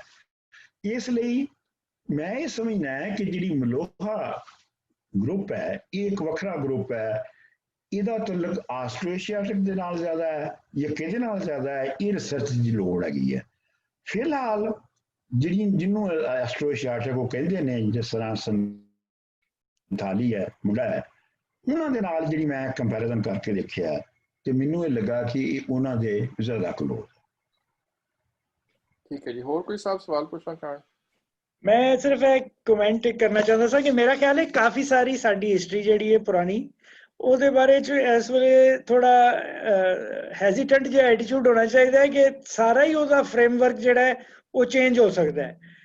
ਸਿਰਫ ਇਹ ਨਹੀਂ ਕਿ ਜਿਹੜੀ ਅੰਗਰੇਜ਼ਾਂ ਨੇ 1850 ਚ ਐਰੀਅਨ ਇਨਵੇਜਨ ਜਾਂ ਡ੍ਰੇਵਿਡੀਅਨ ਰੈਜ਼ਿਸਟੈਂਸ ਜਾਂ ਕੋਈ ਕਹਾਣੀ ਬਣਾਈ, ਉਹ ਐਗਜ਼ੈਕਟਲੀ ਉਸ ਤਰ੍ਹਾਂ ਨਹੀਂ ਨਿਕਲੀ, ਕੁਝ ਹੋਰ ਨਿਕਲ ਆਈ, ਜਾਂ ਬ੍ਰਾਹਮਣਾਂ ਨੇ ਇੱਕ ਕਹਾਣੀ ਦੱਸੀ ਉਹ ਹੋਰ ਨਿਕਲ ਆਈ, ਕਿਸੇ ਨੇ ਹੋਰ ਬਣਾਈ। ਲੇਕਿਨ ਐਕਚੁਅਲੀ ਜਿਹੜੀਆਂ ਆਪੋਜ਼ਿਟ ਕਹਾਣੀਆਂ ਨੇ ਉਹ ਵੀ ਕਰੰਟ ਆਈਡੀਓਲੋਜੀਜ਼ ਦੇ ਕਲੈਸ਼ਿਸ ਤੇ ਜ਼ਿਆਦਾ ਡਿਪੈਂਡ ਕਰ ਰਹੀਆਂ ਨੇ। ਐਕਚੁਅਲੀ ਕੀ ਹੋਇਆ ਸੀ ਉਹਦੇ ਬਾਰੇ ਥੋੜਾ ਜਿਹਾ ਹੈਜ਼ੀਟੈਂਟ ਹੀ ਹੋਣਾ ਚਾਹੀਦਾ ਹੈ, ਇਹਨਾਂ ਨਹੀਂ ਸਾਨੂੰ ਪਤਾ ਕਿ ਐਗਜ਼ੈਕਟਲੀ ਕਿਸ ਤਰ੍ਹਾਂ ਹੋਇਆ ਸੀ। ਮੇਰਾ ਮਤਲਬ ਸਿਰਫ ਹੈ ਕਿ ਕਾਫੀ ਰੈਡੀਕਲੀ ਡਿਫਰੈਂਟ ਚੀਜ਼ਾਂ ਵੀ ਅਜ਼ਿਊਮ ਕੀਤੀਆਂ ਜਾ ਸਕਦੀਆਂ ਨੇ। ਹਾਂ, ਤੁਸੀਂ ਸਹੀ ਕਹਿੰਦੇ ਹੋ, ਲੇਕਿਨ ਇਹ ਤੁਸੀਂ ਤੇ ਮੰਨੋਗੇ ਕਿ ਜਿਹੜੀ ਇਨਸਾਨੀ ਐਵੋਲੂਸ਼ਨ ਹੈ ਉਹਦੇ ਬਾਰੇ ਜਿਹੜਾ ਨੋਨ ਨਾਲੇਜ ਹੈ, ਇੱਕ ਨੋਨ ਨਾਲੇਜ ਹੈ ਨਾ, ਇੱਕ ਸੈਟ ਆਫ ਨੋਨ ਨਾਲੇਜ ਹੈ ਨਾ ਉਹਦਾ ਇੱਕ ਨਹੀਂ ਮੈਂ ਤੇ ਐਗਰੀ ਕਰ ਰਿਹਾ ਐਕਚੁਅਲੀ ਕਿ ਤੁਸੀਂ ਜਿਹੜੀ ਗੱਲ ਸਟਾਰਟ ਕੀਤੀ ਹੈ ਉਹ ਵੀ ਸਹੀ ਨਹੀਂ, ਤੁਸੀਂ ਸਹੀ ਕਹਿ ਰਹੇ ਹੋ, ਮੈਂ ਤੁਹਾਡੀ ਗੱਲ ਨੂੰ ਐਲੈਬੋਰੇਟ ਕਰ ਰਿਹਾ ਹਾਂ ਜੀ ਕਿ ਜਿਹੜੀ ਤੁਸੀਂ ਬਿਲਕੁਲ ਸਹੀ ਕਿਹਾ ਕਿ ਜਿਹੜੀ ਅਲਟਰਨੇਟਿਵ ਜਿਹੜੀਆਂ ਅਪਰੋਚਸ ਨੇ ਉਹ ਵੀ ਉਨੀਆਂ ਹੀ ਵੈਲਿਡ ਨੇ ਜਿਵੇਂ ਤੁਸੀਂ ਫਰਮਾਇਆ ਹੈ। ਹਾਂਜੀ, ਹੋਰ ਕੋਈ ਸਵਾਲ? ਮੈਂ ਪੁੱਛਣਾ ਸੀ ਕਿ ਇਹ ਜਿਹੜਾ ਤੁਸੀਂ ਆਸਟ੍ਰੋ-ਏਸ਼ੀਆਟਿਕ ਲੈਂਗੁਏਜਸ ਕਿਹਾ, ਇਹਦੇ ਵਿੱਚ ਹੋਰ ਕਿਹੜੀ ਮਾਡਰਨ ਡੇ ਲੈਂਗੁਏਜ ਫਾਲ ਕਰਦੀ ਹੈ? ਬੇਸਿਕਲੀ ਜਿਹੜਾ ਆਸਟ੍ਰੋ-ਏਸ਼ੀਆਟਿਕ ਗਰੁੱਪ ਹੈ ਇਹਦੇ ਵਿੱਚ ਹੈਗੀ ਹੈ ਆਪਣਾ ਕੰਬੋਡੀਅਨ, ਹਿੰਦੁਸਤਾਨ ਦੀਆਂ ਜ਼ਬਾਨਾਂ, ਇਹ ਕਾਫੀ ਜ਼ਬਾਨਾਂ ਨੇ ਇਹਦੇ ਵਿੱਚ, ਤੁਸੀਂ ਇਹ ਤੇ ਇੰਟਰਨੈਟ ਤੇ ਜਾ ਕੇ ਦੇਖਿਓ, ਇਹ ਕਾਫੀ ਜ਼ਬਾਨਾਂ ਨੇ ਇਹਦੇ ਵਿੱਚ ਸ਼ਾਮਲ, ਔਰ ਉਹਨਾਂ ਦੀ ਵਿੱਚ ਕਾਫੀ ਰਿਸਰਚ ਹੈ। ਇਹਦੇ ਤੇ ਬੁਨਿਆਦ ਦੇ ਉੱਤੇ ਜਿਵੇਂ ਉਮਰ ਸਾਹਿਬ ਨੇ ਕਿਹਾ ਕਿ ਅਲਟਰਨੇਟਿਵ ਹਾਈਪੋਥੇਸਿਸ ਸਾਹਮਣੇ ਆ ਰਹੇ ਨੇ ਜਾਂ ਆਉਣਗੇ, ਤੇ ਉਹਦੇ ਵਿੱਚ ਜਿਹੜਾ ਇੱਕ ਥੀਸਿਸ ਜਿਹੜਾ ਐਕਸਪਲੋਰ ਕੀਤਾ ਜਾ ਰਿਹਾ ਹੈ ਕਿ ਕਿਆ ਇਹ ਨਹੀਂ ਹੋਇਆ ਕਿ ਜਿਹੜੇ ਆਸਟ੍ਰੋ-ਏਸ਼ੀਆਟਿਕ ਲੋਕ ਸਨ, ਜਿਹੜੇ ਆਸਟ੍ਰੋ-ਏਸ਼ੀਆਟਿਕ ਗਰੁੱਪ ਦੇ ਲੋਕ ਸਨ, ਉਹਨਾਂ ਨੇ ਹੀ ਹੜੱਪਾ ਸਿਵਿਲਾਈਜੇਸ਼ਨ ਆਬਾਦ ਕੀਤੀ, ਔਰ ਉਹਨਾਂ ਨੇ ਹੀ ਅੱਗੇ ਜਾ ਕੇ ਤੇ ਮੈਸੋਪੋਟੇਮੀਆ ਦੀ ਜਿਹੜੀ ਸਿਵਿਲਾਈਜੇਸ਼ਨ ਸੀ ਉਹ ਆਬਾਦ ਕੀਤੀ। ਹਾਂਜੀ, ਇਸ ਥੀਸਿਸ ਦੇ ਉੱਤੇ ਵੀ ਜਿਹੜਾ ਹੈ ਉਹ ਲੋਕ ਐਕਸਪਲੋਰ ਕਰ ਰਹੇ ਨੇ, ਔਰ ਇਹ ਮੈਨੂੰ ਨਹੀਂ ਪਤਾ ਇਹ ਰਿਸਰਚ ਜਿਹੜੀ ਹੈ ਕਿ ਆਸਟ੍ਰੋ-ਏਸ਼ੀਆਟਿਕ ਲੋਕਾਂ ਨੇ ਹੜੱਪਾ ਸਿਵਿਲਾਈਜੇਸ਼ਨ ਔਰ ਮੈਸੋਪੋਟੇਮੀਆ ਦੋਨੋਂ ਇਹਨਾਂ ਨੇ ਆਬਾਦ ਕੀਤੀਆਂ, ਇਹਦੇ ਤੇ ਅਜੇ ਰਿਸਰਚ ਹੋਣੀ ਨਹੀਂ ਹੋਈ, ਲੇਕਿਨ ਇਹਨੂੰ ਐਕਸਪਲੋਰ ਕੀਤਾ ਜਾ ਰਿਹਾ ਬਾਹਰ। ਅੱਛਾ, ਮੇਰਾ ਇੱਕ ਜਿਹੜਾ ਮੈਂ ਐਗਰੀ ਕਰਦਾ ਵਾਂ ਕਿ ਅਸੀਂ ਦੇਖੀਦਾ ਪਾਕਿਸਤਾਨ ਦੇ ਅੰਦਰ ਕਿ ਲੋਕੀ ਜਿਹੜੇ ਨੇ ਗੱਲਾਂ ਕਰਦੇ ਨੇ ਪੰਜਾਬੀ, ਪਸ਼ਤੋ, ਸਿੰਧੀ, गुजराती वगैरह च, लेकिन एक सरकारी ਜ਼ੁਬਾਨ ਉਰਦੂ ਜਾਂ ਅੰਗਰੇਜ਼ੀ ਚੱਲਦੀ ਸੀ, ਸਾਰੀ ਲਿਖਾਈ ਉਹਦੇ ਚ ਹੁੰਦੀ ਸੀ, ਤੇ ਲੋਕਲ ਜ਼ੁਬਾਨਾਂ ਦੇ ਅੰਦਰ ਲਿਖਣਾ ਪੜ੍ਹਨਾ ਬਹੁਤ ਘੱਟ ਸੀਗਾ।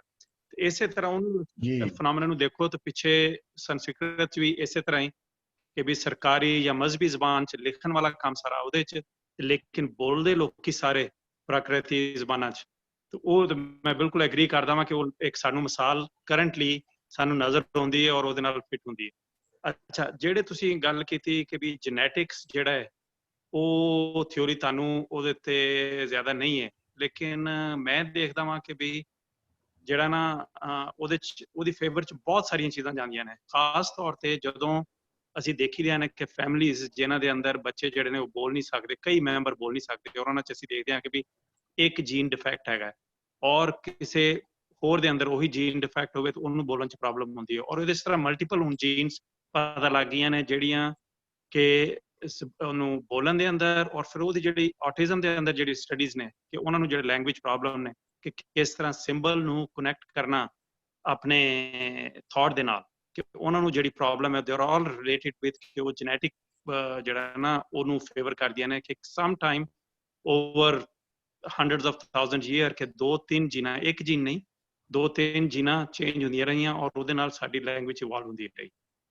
ਨਹੀਂ ਉਹ ਤੁਸੀਂ ਤੇ ਗੱਲ ਉਹ ਬਲਕਿ ਕਰ ਰਹੇ ਜਿਹੜੀ ਮੈਂ ਕਰ ਰਿਹਾ ਸਾਂ, ਜਿਹੜੀ ਜੈਨੇਟਿਕ ਥਿਊਰੀ ਹੈ ਨਾ, ਜਿਹੜੀ ਇਹਨਾਂ ਦੀ ਜਿਹੜੀ ਹੈਗੀ ਹੈ ਇਹਦੀ ਨੋਇਮ ਚੌਮਸਕੀ ਦੀ, ਉਹ ਇਹ ਕਹਿੰਦੀ ਹੈ ਕਿ ਕਿਸੇ ਇੱਕ ਸਟੇਜ ਦੇ ਹਿਸਟਰੀ ਦੀ ਕਿਸੇ ਇੱਕ ਸਟੇਜ ਦੇ ਉੱਤੇ ਇੱਕ ਰੈਂਡਮ ਮਿਊਟੇਸ਼ਨ ਹੋਈ ਜੀਨਸ ਦੀ। ਜਿਹੜੀ ਤੁਸੀਂ ਗੱਲ ਕਹਿ ਰਹੇ ਹੋ, ਤੁਸੀਂ ਕਹਿ ਰਹੇ ਹੋ ਕਿ ਜੀਨ ਜਿਹੜੇ ਨੇ ਉਹ ਵਕਤ ਦੇ ਨਾਲ ਇਵਾਲਵ ਹੋਏ ਨੇ ਔਰ ਉਹ ਕਿਸੇ ਦੇ ਵਿੱਚ ਹੁੰਦੇ ਨੇ, ਲੇਕਿਨ ਮਤਲਬ ਜਿਹੜੀ ਰੈਂਡਮ ਮਿਊਟੇਸ਼ਨ ਹੈ ਕਿ ਉਹ ਇੱਕ ਕਿਸੇ ਖਾਸ ਸਟੇਜ ਦੇ ਉੱਤੇ ਰੈਂਡਮ ਮਿਊਟੇਸ਼ਨ ਹੋ ਗਈ ਤੇ ਬੰਦੇ ਨੂੰ ਬੋਲਣਾ ਆ ਗਿਆ, ਇਹਨੂੰ ਮੈਂ ਚੈਲੰਜ ਕਰ ਰਿਹਾ। ਮੈਂ ਤੁਹਾਡੇ ਵਾਲੀ ਗੱਲ ਨੂੰ ਚੈਲੰਜ ਨਹੀਂ ਕਰ ਰਿਹਾ। ਨਹੀਂ, ਉਹ ਬਿਲਕੁਲ ਉਹ ਮੈਂ ਅਸਲ ਉਹਨਾਂ ਦੇ ਨਾਲ ਹੀ ਆ। ਉਹ ਰੈਂਡਮ ਮਿਊਟੇਸ਼ਨ ਜਿਹੜੀ ਹੋਈ ਹੈ ਨਾ, ਉਹ ਫਾਰਮ ਕੀਤੀ ਉਹਨੇ ਬੇਸਿਕ ਅਬਿਲਿਟੀ ਜਿਹੜੀ ਹੈ ਨਾ ਕਿ ਤੁਸੀਂ ਸਿੰਬਲ ਨੂੰ ਕਨੈਕਟ ਕਰਦੇ ਹੋ ਕਿਸੇ ਚੀਜ਼ ਦੇ ਨਾਲ, ਉਹ ਇੱਕ ਪੁਆਇੰਟ ਜਿਹੜਾ ਨਾ ਉਸ ਮਿਊਟੇਸ਼ਨ ਨੇ ਤੁਹਾਨੂੰ ਅਬਿਲਿਟੀ ਉਹ ਚੀਜ਼ ਦੇਤੀ, ਜਿਸ ਤਰ੍ਹਾਂ ਕਿ ਇੱਕ ਮਿਊਟੇਸ਼ਨ ਨੇ ਤੁਹਾਨੂੰ ਥੰਬ ਦਾ ਯੂਜ਼ ਦਿੱਤਾ। ਤਾਂ ਉਸ ਵਜ੍ਹਾ ਤੋਂ ਉਹ ਮਿਊਟੇਸ਼ਨ ਵਾਸ ਦਾ ਸਟਾਰਟਿੰਗ ਪੁਆਇੰਟ। ਅਗਰ ਮਿਊਟੇਸ਼ਨ ਨਾ ਹੁੰਦੀ ਐਵੋਲੂਸ਼ਨ ਦੇ ਨਾਲ ਸਾਡੀ ਲੈਂਗੁਏਜ ਇਵੋਲਵ ਨਹੀਂ ਸੀ ਹੋਣੀ। ਉਹ ਮਿਊਟੇਸ਼ਨ ਹੋਈ, ਉਹਦੇ ਨਾਲ ਸਾਡੀ ਲੈਂਗੁਏਜ ਐਬਿਲਿਟੀ ਇੱਕ ਮਿਊਟੇਸ਼ਨ ਤੇ ਸਿੰਬਲ ਵਾਲੀ ਹੋਈ, ਦੂਸਰੀ ਫਿਰ ਐਬਿਲਿਟੀ ਕਿ ਵੀ ਅਸੀਂ ਜਿਹੜਾ ਨਾ ਜ਼ਬਾਨ ਦੇ ਨੂੰ ਜ਼ਿਆਦਾ ਇਸਤੇਮਾਲ ਕਰ ਸਕਦੇ ਹਾਂ। ਇਹ 2-3 ਸੈਪਰੇਟ ਮਿਊਟੇਸ਼ਨ ਨੇ ਜਿਹੜਾ ਨੇ ਇੱਕ ਦੂਸਰੇ ਨੂੰ ਆਗਮੈਂਟ ਕੀਤਾ। ਇੱਕ ਮਿਊਟੇਸ਼ਨ ਦੇ ਨਾਲ ਤੁਸੀਂ ਸਿੰਬਲ ਕਰ ਸਕਦੇ ਹੋ, ਤੁਸੀਂ ਲਿਖ ਸਕਦੇ ਸੀ ਕੋਈ ਸਿੰਬਲ ਕਿ ਵੀ ਇਹ ਮੈਂ ਇੱਥੇ ਲਾਈਨ ਪਾਈ ਹੈ ਤੇ ਇਹਦਾ ਮਤਲਬ ਹੈ ਇਧਰ ਨੂੰ ਆ ਜਾ, ਮੈਂ ਇੱਥੇ ਇਹ ਡੱਬਾ ਬਣਾਇਆ ਹੈ ਤੇ ਇਹਦਾ ਮਤਲਬ ਹੈ ਕਿ ਵੀ ਇੱਥੇ ਖਾਣਾ ਮਿਲੇਗਾ।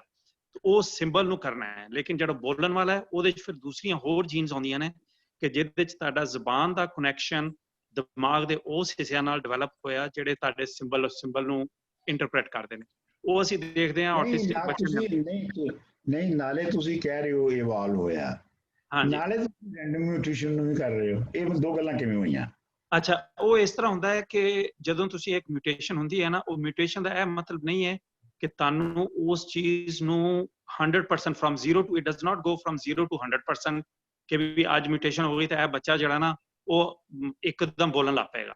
ਉਹ ਮਿਊਟੇਸ਼ਨ ਜਿਹੜੀ ਹੈ ਉਹਦੇ ਨਾਲ ਤੁਹਾਡੇ ਨਿਊਰੋਨਲ ਸਟਰਕਚਰ ਜਿਹੜੇ ਨੇ ਉਹਨਾਂ ਨੂੰ ਆਪਸ਼ਨ ਮਿਲ ਜਾਂਦੀ ਹੈ। ਇਸੇ ਤਰ੍ਹਾਂ ਦੇਖ ਲਓ ਕਿ ਅਗਰ ਕਿਸੇ ਬੰਦੇ ਦੇ ਅੰਦਰ ਐਕਚੁਅਲੀ ਲੈਂਗੁਏਜ ਦਾ ਕੰਪੈਰੀਟਿਵ ਦੇਖੀਦਾ ਹੈ ਕਿ ਕਿਸੇ ਦੇ ਅੰਦਰ ਸਾਰੀਆਂ ਜੀਨਸ ਮੌਜੂਦ ਨੇ ਲੈਂਗੁਏਜ ਦੀਆਂ, ਲੇਕਿਨ ਉਸ ਬੱਚੇ ਨੂੰ ਅਗਰ ਜਿਹਨੂੰ ਕਹਿੰਦੇ ਨੇ ਫੈਰਟ ਚਾਈਲਡ, ਉਹ ਬੱਚਾ ਜਿਹੜਾ ਜੰਗਲਾਂ 'ਚ ਪੈਦਾ ਵੱਡਾ ਹੋਇਆ ਤੇ ਉਹਨੂੰ ਕੋਈ ਲੈਂਗੁਏਜ ਨਹੀਂ ਕੋਈ ਸਿਖਾਉਣ ਵਾਲਾ ਸੀ, ਉਹਨਾਂ ਦਾ ਜਿਹੜਾ ਉਹ ਹਿੱਸਾ ਜ਼ੇਨ ਦਾ ਜਿਹੜਾ ਲੈਂਗੁਏਜ ਵਾਲਾ ਨਾ ਉਹ ਡਿਵੈਲਪ ਨਹੀਂ ਹੁੰਦਾ। ਤੇ ਉਹਦੀ ਵਜ੍ਹਾ ਤੋਂ ਉਹ ਹਾਲਾਂਕਿ ਉਹਨਾਂ 'ਚੋਂ ਜੀਨ ਹੈਗੀ ਲੈਂਗੁਏਜ ਦੀ, ਲੇਕਿਨ ਉਹਨਾਂ ਦੀ ਜਿਹੜੀ ਜ਼ਬਾਨ ਹੈ ਉਹ ਬਹੁਤ ਰੂਡੀਮੈਂਟਰੀ ਹੁੰਦੀ ਹੈ। ਉਹਨਾਂ ਨੂੰ ਤੁਸੀਂ ਬਾਅਦ 'ਚ ਟ੍ਰੇਨ ਕਰੋ ਵੀ ਉਹ ਲੈਂਗੁਏਜ ਨਹੀਂ ਸਿੱਖਦੇ। ਖਾਸ ਤੌਰ ਤੇ ਜਿਹੜੇ ਗ੍ਰਾਮਰ ਔਰ ਗ੍ਰਾਮਰ ਦੇ ਅਸੂਲ ਵਗੈਰਾ ਨੇ, ਉਹ ਤੁਸੀਂ ਜੀਨ ਹੈਗੀ ਵੀ ਹੈ ਤੇ ਤੁਹਾਨੂੰ ਉਸ ਲੈਂਗੁਏਜ ਦੇ ਇਨਵਾਇਰਨਮੈਂਟ 'ਚ ਗਰੋ ਹੋਵੋਗੇ ਤੇ ਤੁਸੀਂ ਸਿੱਖੋਗੇ। ਤੇ ਉਹ ਜਿਹੜੀ ਐਨਵਾਇਰਨਮੈਂਟ ਹੈ ਉਹ ਇਵੋਲਵ ਹੋਈ ਹੈ। ਜਿਹੜੀ ਜੀਨ ਸੀਗੀ ਉਹਨੇ ਤੁਹਾਨੂੰ ਇੱਕ ਬੈਕਗ੍ਰਾਉਂਡ ਦਿੱਤਾ ਹੈ ਕਿ ਤੁਸੀਂ ਉਸ ਐਨਵਾਇਰਨਮੈਂਟ ਨੂੰ ਯੂਜ਼ ਕਰ ਸਕਦੇ। ਹਾਂ ਚਲੋ ਇਹ ਤੁਹਾਡਾ ਜਿਹੜਾ ਚਾਂਪਸਕੀ ਦਾ ਅਲਟਰਨੇਟਿਵ ਥੀਸਿਸ ਹੈ, ਮੈਨੂੰ ਅਜੇ ਤੱਕ ਮੈਂ ਉਹਦੇ ਨਾਲ ਰੀਕਨਸਾਈਲ ਨਹੀਂ ਕਰ ਸਕਿਆ, ਕਿਉਂਕਿ ਮੇਰਾ ਆਪਣਾ ਇਹ ਖਿਆਲ ਹੈ ਕਿ ਜਿਹੜਾ ਬੰਦੇ ਦੀ ਜਿਹੜੀ ਬ੍ਰੇਨ ਹੈ, ਬੰਦੇ ਦਾ ਬ੍ਰੇਨ ਜਿਹੜਾ ਹੈ ਉਹ ਓਵਰ ਦਾ ਸੈਂਚੁਰੀਜ਼, ਸੈਵਰਲ 100 ਸੈਂਚੁਰੀਜ਼ ਜਿਹੜਾ ਬ੍ਰੇਨ ਜਿਹੜਾ ਉਹ ਬਣਿਆ ਹੈ, ਜਿਹੜਾ ਕਿ ਕਨੈਕਟ ਕਰਦਾ ਹੈ ਸਿੰਬਲਸ ਨੂੰ ਆਪਣਾ ਲਫ਼ਜ਼ਾਂ ਦੇ ਨਾਲ। ਦੂਜਾ ਜਿਹੜਾ ਬੰਦੇ ਦਾ ਸਾਊਂਡ ਸਟਰਕਚਰ ਹੈ, ਜਿੱਥੋਂ ਜਿਨ੍ਹਾਂ ਨਾਲ ਉਹ ਆਵਾਜ਼ਾਂ ਕੱਢਦਾ ਹੈ, ਉਹ ਵੀ ਓਵਰ ਦਾ 100s ਆਫ ਸੈਂਚੁਰੀਜ਼ ਜਿਹੜਾ ਹੈ ਉਹ ਬਣਿਆ ਹੈ। ਅੱਛਾ, ਹੁਣ ਉਹਦੇ ਹੱਕ 'ਚ ਜਿਹੜਾ ਚਾਮਸਕੀ ਦੀ ਦਲੀਲ ਹੈ ਉਹ ਤੇ ਇਹੋ ਹੀ ਹੈ ਨਾ ਕਿ ਜੀ ਜਿਹੜੀ 6-7 ਸਾਲਾਂ ਦੀ ਉਮਰ ਜਿੰਨਾ ਕੁਝ ਬੱਚਾ ਸਿੱਖ ਲੈਂਦਾ ਹੈ ਤੇ ਉਹਨੂੰ ਕਿਸੇ ਤਰੀਕੇ ਨਾਲ ਐਕਸਪਲੇਨ ਨਹੀਂ ਕੀਤਾ ਜਾ ਸਕਦਾ ਸਾਇੰਟੀਫਿਕਲੀ, ਤੇ ਇਹਦਾ ਮਤਲਬ ਹੈ ਕਿ ਉਹ ਜਿਹੜੀ ਹੈ ਉਹ ਜਿਹੜੀ ਰੈਂਡਮ ਮਿਊਟੇਸ਼ਨ ਹੋਈ ਸੀ ਇਸ ਲਈ ਐਕਸਪਲੇਨ ਨਹੀਂ ਹੋ ਸਕਦਾ।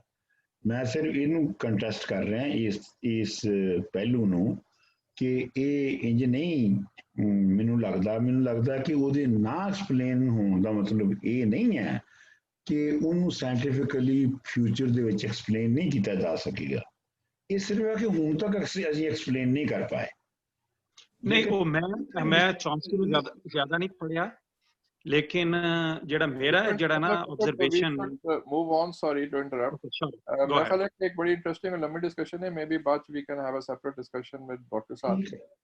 लेकिन एक मैं डॉक्टर साहब दसते हैं गल कि कौकब साहब जेडे ने साडे क्लास वाले ने पीडियाट्रिशियन ने, and he has a great deal of grasp of the childhood genetics at least, so he can be a very useful source of learned। नहीं ज़ाहिर गल है। ਤੇ ਡਾਕਟਰ ਸਾਹਿਬ ਤੁਸੀਂ ਮੇਰਾ ਖਿਆਲ ਹੈ ਅੱਗੇ ਦਿਖਾਣਾ ਚਾਹੁੰਦੇ ਸੀ ਜਿਹੜੇ ਕਿ ਕੰਪੈਰੀਟਿਵ ਟੇਬਲਸ ਹਨ। ਮੈਂ ਉਹ ਦਿਖਾ ਲਿਆ ਜੀ, ਮੇਰੇ ਖਿਆਲ ਹੈ ਦਿਖਾ ਦਿਓ ਤੇ ਅੱਛਾ, ਬਹੁਤ ਇੰਟਰਸਟਿੰਗ ਨੇ ਉਹ। ਹਾਂ ਮੈਂ ਤੁਹਾਨੂੰ ਦਿਖਾਉਣਾ ਉਹ। ਅੱਛਾ ਜੀ, ਇੱਥੇ ਸੀਗਾ ਉਹ। ਸ਼ੇਅਰ ਸਕਰੀਨ ਕਰਨੀ ਹੈ ਨਾ ਮੈਂ ਪਹਿਲੇ? ਜੀ ਹਾਂ, ਸ਼ੇਅਰ ਸਕਰੀਨ ਤੇ ਫਿਰ ਉਸ ਤੋਂ ਬਾਅਦ ਜਿਹੜਾ ਤੁਸੀਂ ਖੋਲਿਆ ਹੋਣਾ ਪਾਵਰ ਪੁਆਇੰਟ ਆਲਰੇਡੀ, ਤੇ ਉਹਦੇ ਜਦੋਂ ਸ਼ੇਅਰ ਦਾ ਖੋਲੋਗੇ ਤੇ ਫਿਰ ਉਹ ਸ਼ੇਅਰ ਹੋ ਜਾਏਗਾ ਜਿਹੜਾ ਪਾਵਰ ਪੁਆਇੰਟ। ਤੇ ਇਹ ਹੈਗਾ ਸਾਈਡ ਸ਼ੋ, ਠੀਕ ਹੈ ਜੀ? ਜੀ ਹਾਂ। ਹੁਣ ਨਜ਼ਰ ਆ ਰਿਹਾ ਤੁਹਾਨੂੰ? ਜੀ ਫਿਲਹਾਲ ਤਾਂ ਨਹੀਂ ਆਇਆ, ਲੇਕਿਨ ਆ ਜਾਏਗਾ। ਇਹ ਹੁਣ ਮੈਂ ਟੇਬਲ ਸਾਹਮਣੇ ਆ ਗਿਆ ਪਹਿਲਾ ਜੀ, ਤੇ ਤੁਸੀਂ ਥੱਲੇ ਸ਼ੇਅਰ ਸਕਰੀਨ ਨੂੰ ਬਟਨ ਦਬਾ ਦਿੱਤਾ? ਹਾਂਜੀ।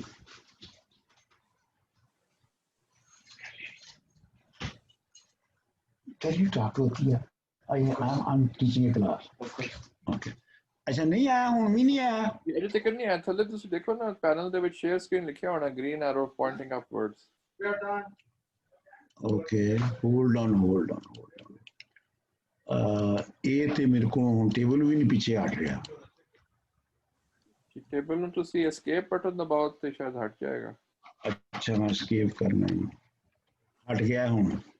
ਜੀ, ਹੁਣ ਜੇ ਤੁਸੀਂ ਜ਼ੂਮ ਦੇ ਜੇ ਖੁੱਲ ਗਿਆ ਜ਼ੂਮ ਤੇ ਥੱਲੇ ਤੁਸੀਂ ਦੇਖੋਗੇ ਸ਼ੇਅਰ ਸਕਰੀਨ ਲਿਖਿਆ ਹੋਣਾ। ਹਾਂ, ਇਹ ਹੈ ਨਾ, ਤੇ ਇਹ ਥੱਲੇ ਸ਼ੇਅਰ ਸਕਰੀਨ ਆ ਗਿਆ। ਇਹ ਹੁਣ ਸਕਰੀਨਾਂ ਆ ਗਈਆਂ ਨੇ ਮੇਰੇ ਸਾਹਮਣੇ। ਹਾਂਜੀ, ਉਹਦੇ ਚੂਜ਼ ਕਰ ਲਵੋ ਜਿਹੜੀ ਕਿ ਤੁਸੀਂ ਪਾਵਰ ਪੁਆਇੰਟ ਵਾਲੀ ਸਕਰੀਨ ਹੈ ਉਹਨੂੰ ਚੂਜ਼ ਕਰ ਲਵੋ। ਇਹ ਮੈਂ ਹੁਣ ਕੀਤੀ ਨਾ, ਹੁਣ ਆਈ ਨਜ਼ਰ? ਜੀ ਬਿਲਕੁਲ ਆ ਗਈ। ਤੇ ਹੁਣ ਤੁਹਾਨੂੰ ਯਾਦ ਹੋਣਾ ਅਸੀਂ ਸਲਾਈਡ ਸ਼ੋ ਡਿਸਕਸ ਕੀਤਾ ਸੀ। ਹਾਂਜੀ, ਉਹ ਥੱਲੇ ਰਾਈਟ ਬਿਲਕੁਲ ਇਹ ਵਾਲਾ ਇਹ ਹੋਇਆ ਸਲਾਈਡ ਸ਼ੋ। ਜੀ ਬਿਲਕੁਲ ਇਹ ਹੋਇਆ ਨਾ ਸਲਾਈਡ ਸ਼ੋ। ਜੀ ਆ। ਤੇ ਹੁਣ ਟੇਬਲ ਤੁਹਾਡੇ ਕੋਲ 8 ਟੇਬਲ ਨੇ, ਤੁਸੀਂ ਜਿਹੜਾ ਮਰਜ਼ੀ ਸ਼ੇਅਰ ਕਰ ਲਓ। ਅੱਛਾ, ਨਹੀਂ ਮੈਂ ਫਿਰ ਹੁਣ ਕੁਇਕਲੀ ਜਿਹੜੀ ਹੈ ਸਾਰਿਆਂ ਤੋਂ ਹੀ ਚੱਲ, ਮੈਂ ਰੁਮਾਨੀ ਵਾਲੀ ਛੱਡ ਦੇਣਾ।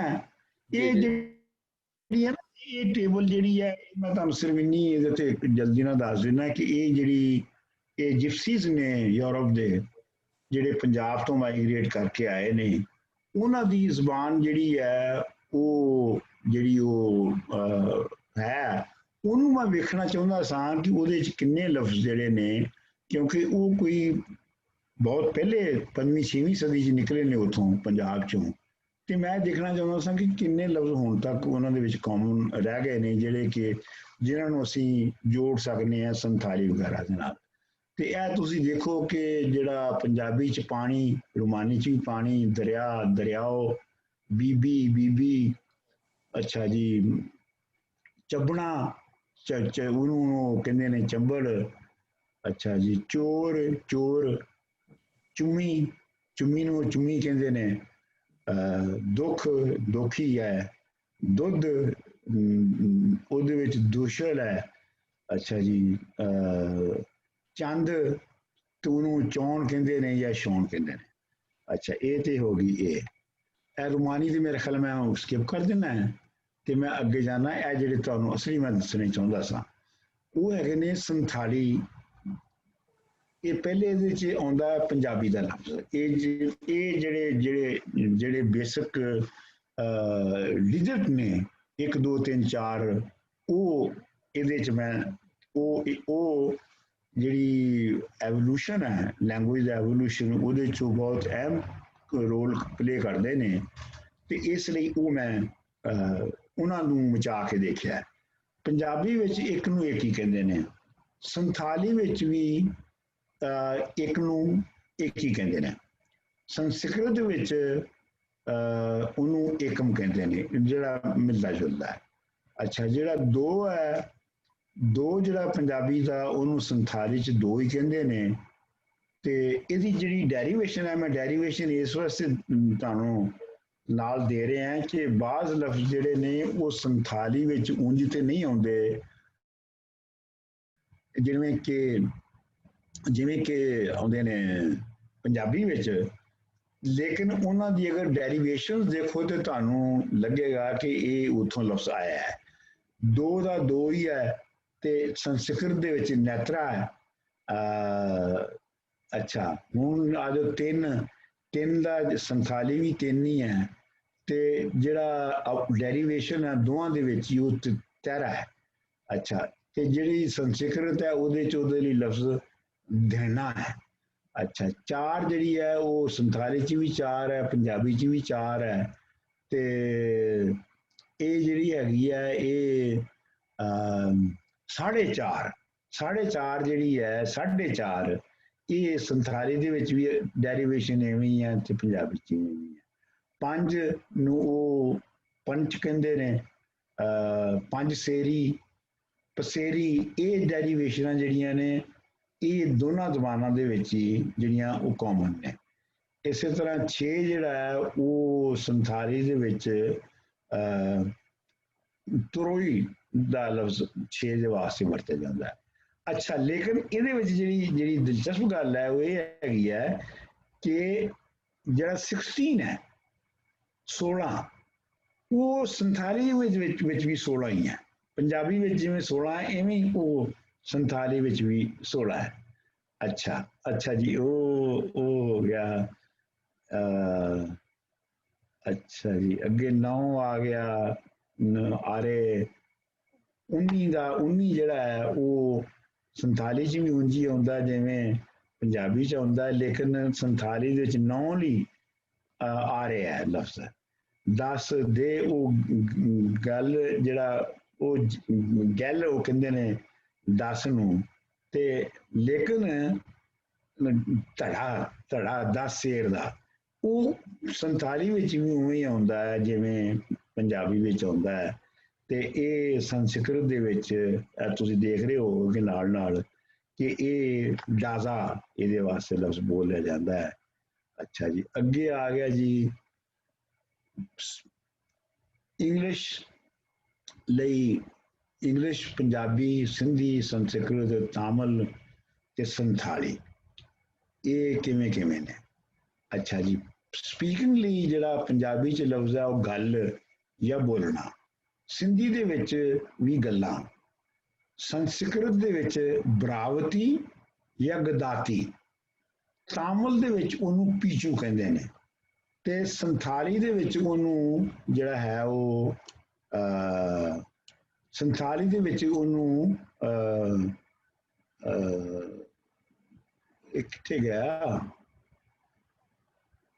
ਜੀ? ਤੁਸੀਂ ਦੁਬਾਰਾ ਵਾਪਸ ਜਾਓ, ਅਪਵਰਡ ਐਰੋ।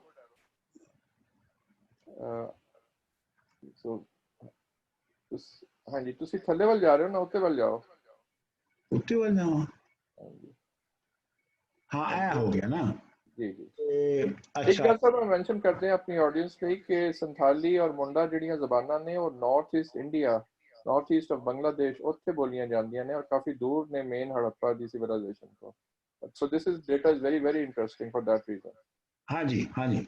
ਅੱਛਾ ਹੁਣ ਸਪੀਕਿੰਗ ਦਾ ਆ ਗਿਆ, ਉਹਦੇ ਚ ਜਿਹੜੀ ਸੰਥਾਲੀ ਹੈ ਉਹਦੇ ਚ ਵੀ ਗੱਲ ਕਿਹਾ ਜਾਂਦਾ ਹੈ ਬੋਲਣ ਨੂੰ, ਤੇ ਪੰਜਾਬੀ ਵਿੱਚ ਵੀ ਗੱਲ ਕਿਹਾ ਜਾਂਦਾ ਤੇ ਸਿੰਧੀ ਚ ਵੀ ਗੱਲ ਕਿਹਾ ਜਾਂਦਾ, ਲੇਕਿਨ ਤਾਮਿਲ ਔਰ ਸੰਸਕ੍ਰਿਤ ਦੇ ਵਿੱਚ ਇਹ ਮੈਂ ਜਿਹੜੇ ਲਫ਼ਜ਼ ਮੈਂ ਕੰਪੇਅਰ ਕਰ ਰਿਹਾ ਨਾ, ਇਹਨਾਂ ਦੀ ਤੁਸੀਂ ਇਹ ਜ਼ਿਹਨ ਚ ਰੱਖੋ ਕਿ ਇਹ ਮੈਂ ਉਹ ਲਫ਼ਜ਼ ਕੰਪੇਅਰ ਕਰ ਰਿਹਾ ਜਿਹੜਾ ਕਿ ਇਨਸਾਨ ਨੇ ਬਹੁਤ ਐਲੀਮੈਂਟਰੀ ਸਟੇਜ ਦੇ ਉੱਤੇ, ਯਾਨੀ ਜਦੋਂ ਉਹ ਫੂਡ ਗੈਦਰਿੰਗ ਦੀ ਸਟੇਜ ਜਾਂ ਉਹ ਹੰਟਿੰਗ ਦੀ ਸਟੇਜ ਤੇ ਸੀਗਾ, ਤੇ ਉਸ ਵੇਲੇ ਜਿਹੜੇ ਲਫ਼ਜ਼ ਉਹ ਬੋਲਦਾ ਸੀਗਾ, ਉਹਨੂੰ ਲੋੜ ਪੈਂਦੀ ਹੋਏਗੀ, ਉਹਨਾਂ ਨੂੰ ਮੈਂ ਸਾਹਮਣੇ ਰੱਖਿਆ ਹੈ।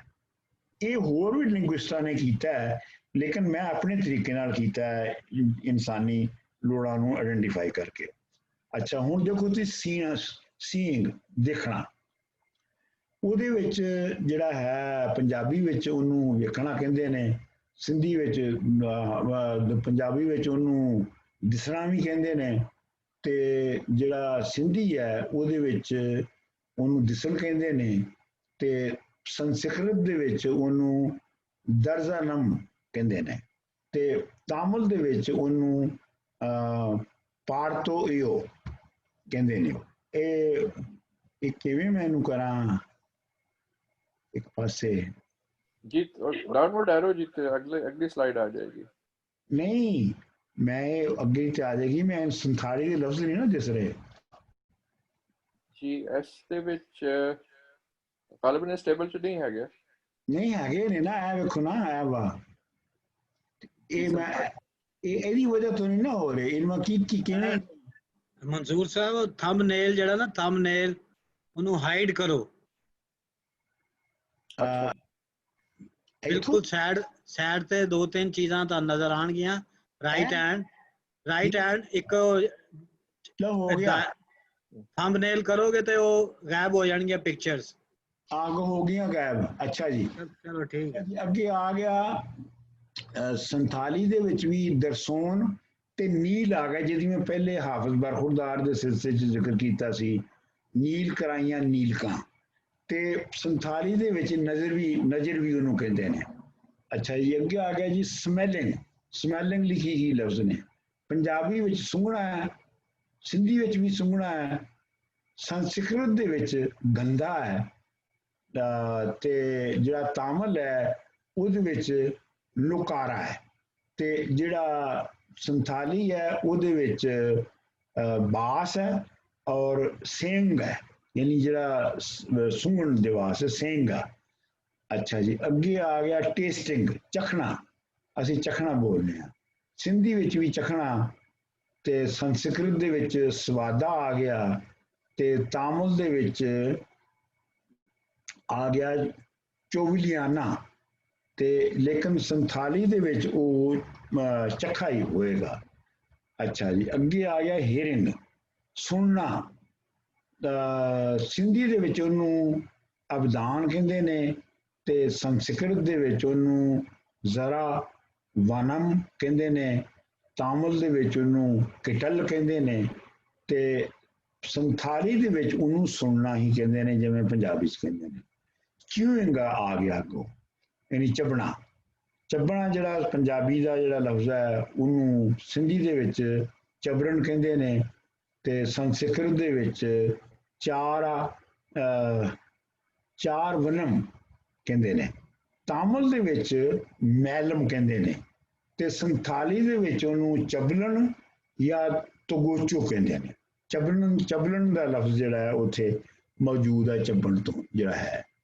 ਅੱਗੇ ਆ ਗਿਆ ਜੀ ਜਿਹੜੇ ਹੋਰ ਬੁਨਿਆਦੀ ਇਨਸਾਨੀ ਜ਼ਿੰਦਗੀ ਦੇ ਵਿੱਚ ਚੀਜ਼ਾਂ ਹੈ ਨੇ, ਉਹਨਾਂ ਵਿੱਚ ਆ ਗਈ ਜੀ ਵਾਟਰ ਨੂੰ ਪੰਜਾਬੀ ਵਿੱਚ ਪਾਣੀ ਕਹਿੰਦੇ ਨੇ, ਸਿੰਧੀ ਵਿੱਚ ਵੀ ਪਾਣੀ ਕਹਿੰਦੇ ਨੇ, ਸੰਸਕ੍ਰਿਤ ਵਿੱਚ ਜਲ ਜਾਂ ਨੀਰ ਕਹਿੰਦੇ ਨੇ, ਤਾਮਿਲ ਦੇ ਵਿੱਚ ਤਨੀਰ ਕਹਿੰਦੇ ਨੇ, ਤੇ ਜਿਹੜੀ ਸੰਥਾਲੀ ਹੈ ਉਹਦੇ ਵਿੱਚ ਪਾਈ ਜਾਂ ਪਾਣੀ, ਇਹ ਦੋਨੋਂ ਲਫ਼ਜ਼ ਵਰਤੇ ਜਾਂਦੇ ਨੇ।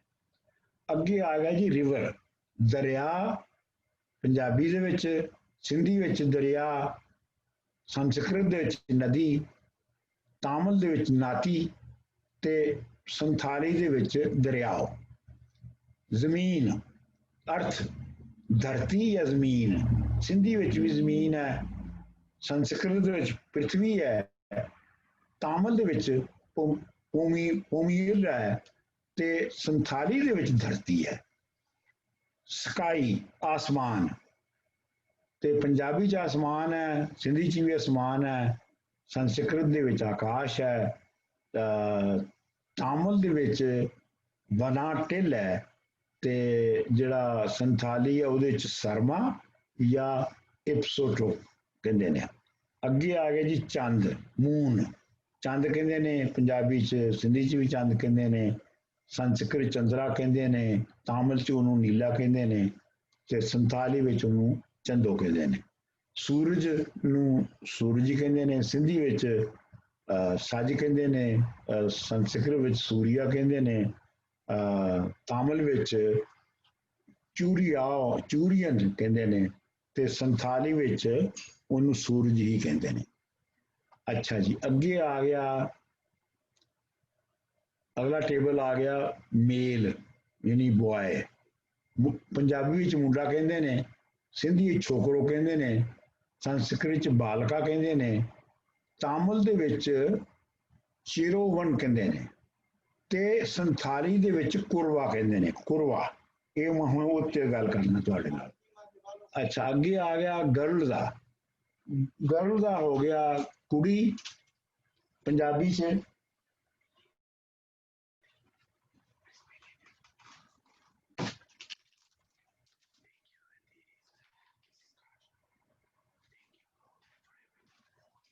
call me anything. Maybe my father-in-law can pick up my letters once a week. Okay. So let me know. Okay. And we are gonna see us soon. Okay. Thank you very much. I show at here everything there. It's really clean. It's everything. Okay. Good. Okay. Good. Okay. Let me know if you find a new tenants. Okay. I will. Thank you. ਅੱਛਾ ਜੀ, ਇਹ girl ਨੂੰ ਕੁੜੀ ਕਹਿੰਦੇ ਨੇ, ਸਿੰਧੀ ਛੋਕਰੀ ਕਹਿੰਦੇ ਨੇ, ਸੰਸਕ੍ਰਿਤ ਦੇ ਵਿੱਚ ਕਨਿਆਕਾ ਕਹਿੰਦੇ ਨੇ ਤੇ ਤਾਮਿਲ ਦੇ ਵਿੱਚ ਪੈਨ ਕਹਿੰਦੇ ਨੇ। ਲੇਕਿਨ ਸੰਥਾਲੀ ਦੇ ਵਿੱਚ ਤੁਸੀਂ ਹੈਰਾਨ ਹੋਵੋਗੇ ਕਿ ਕੁੜੀ ਨੂੰ ਕੁੜੀ ਕਹਿੰਦੇ ਨੇ, ਔਰ ਕੁੜੀ ਜਿਹੜੀ ਆ ਉਹ ਸਵਾਏ ਮੇਰੇ ਖਿਆਲ ਸ਼ਾਇਦ ਕਸ਼ਮੀਰੀ ਔਰ ਪੰਜਾਬੀ ਔਰ ਸੰਥਾਲੀ ਤੋਂ ਇਲਾਵਾ ਕੁੜੀ ਦਾ ਲਫ਼ਜ਼ ਹੋਰ ਕਿਸੇ ਵੀ ਜ਼ੁਬਾਨ ਵਿੱਚ ਨਹੀਂ ਹੈਗਾ। ਲੇਕਿਨ ਇਹਦੇ ਵਿੱਚ ਇਹ ਦੇਖੋ ਕਿ ਜਿਹੜੀ ਸੰਥਾਲੀ ਆ ਉਹਦੇ ਚ ਕੁੜੀ ਦਾ ਜਿਹੜਾ ਮੇਲ ਹੈ ਉਹ ਕੁੜਵਾ ਹੈ। ਹੁਣ ਪੰਜਾਬੀ ਵਿੱਚ ਮੁੰਡਾ ਕਿਵੇਂ ਆ ਗਿਆ, ਇਹ ਕੁੜਵੇ ਦੀ ਜਗ੍ਹਾ ਦੇ ਉੱਤੇ ਇਹਦੇ ਤੇ ਇਹ ਰਿਸਰਚ ਦੀ ਲੋੜ ਹੈ। ਇਸੇ ਤਰ੍ਹਾਂ ਮੈਨ ਮਰਦ ਤੇ ਸਿੰਧੀ ਵਿੱਚ ਪੁਰਸੁਆ, ਸੰਸਕ੍ਰਿਤ ਵਿੱਚ ਆਣ,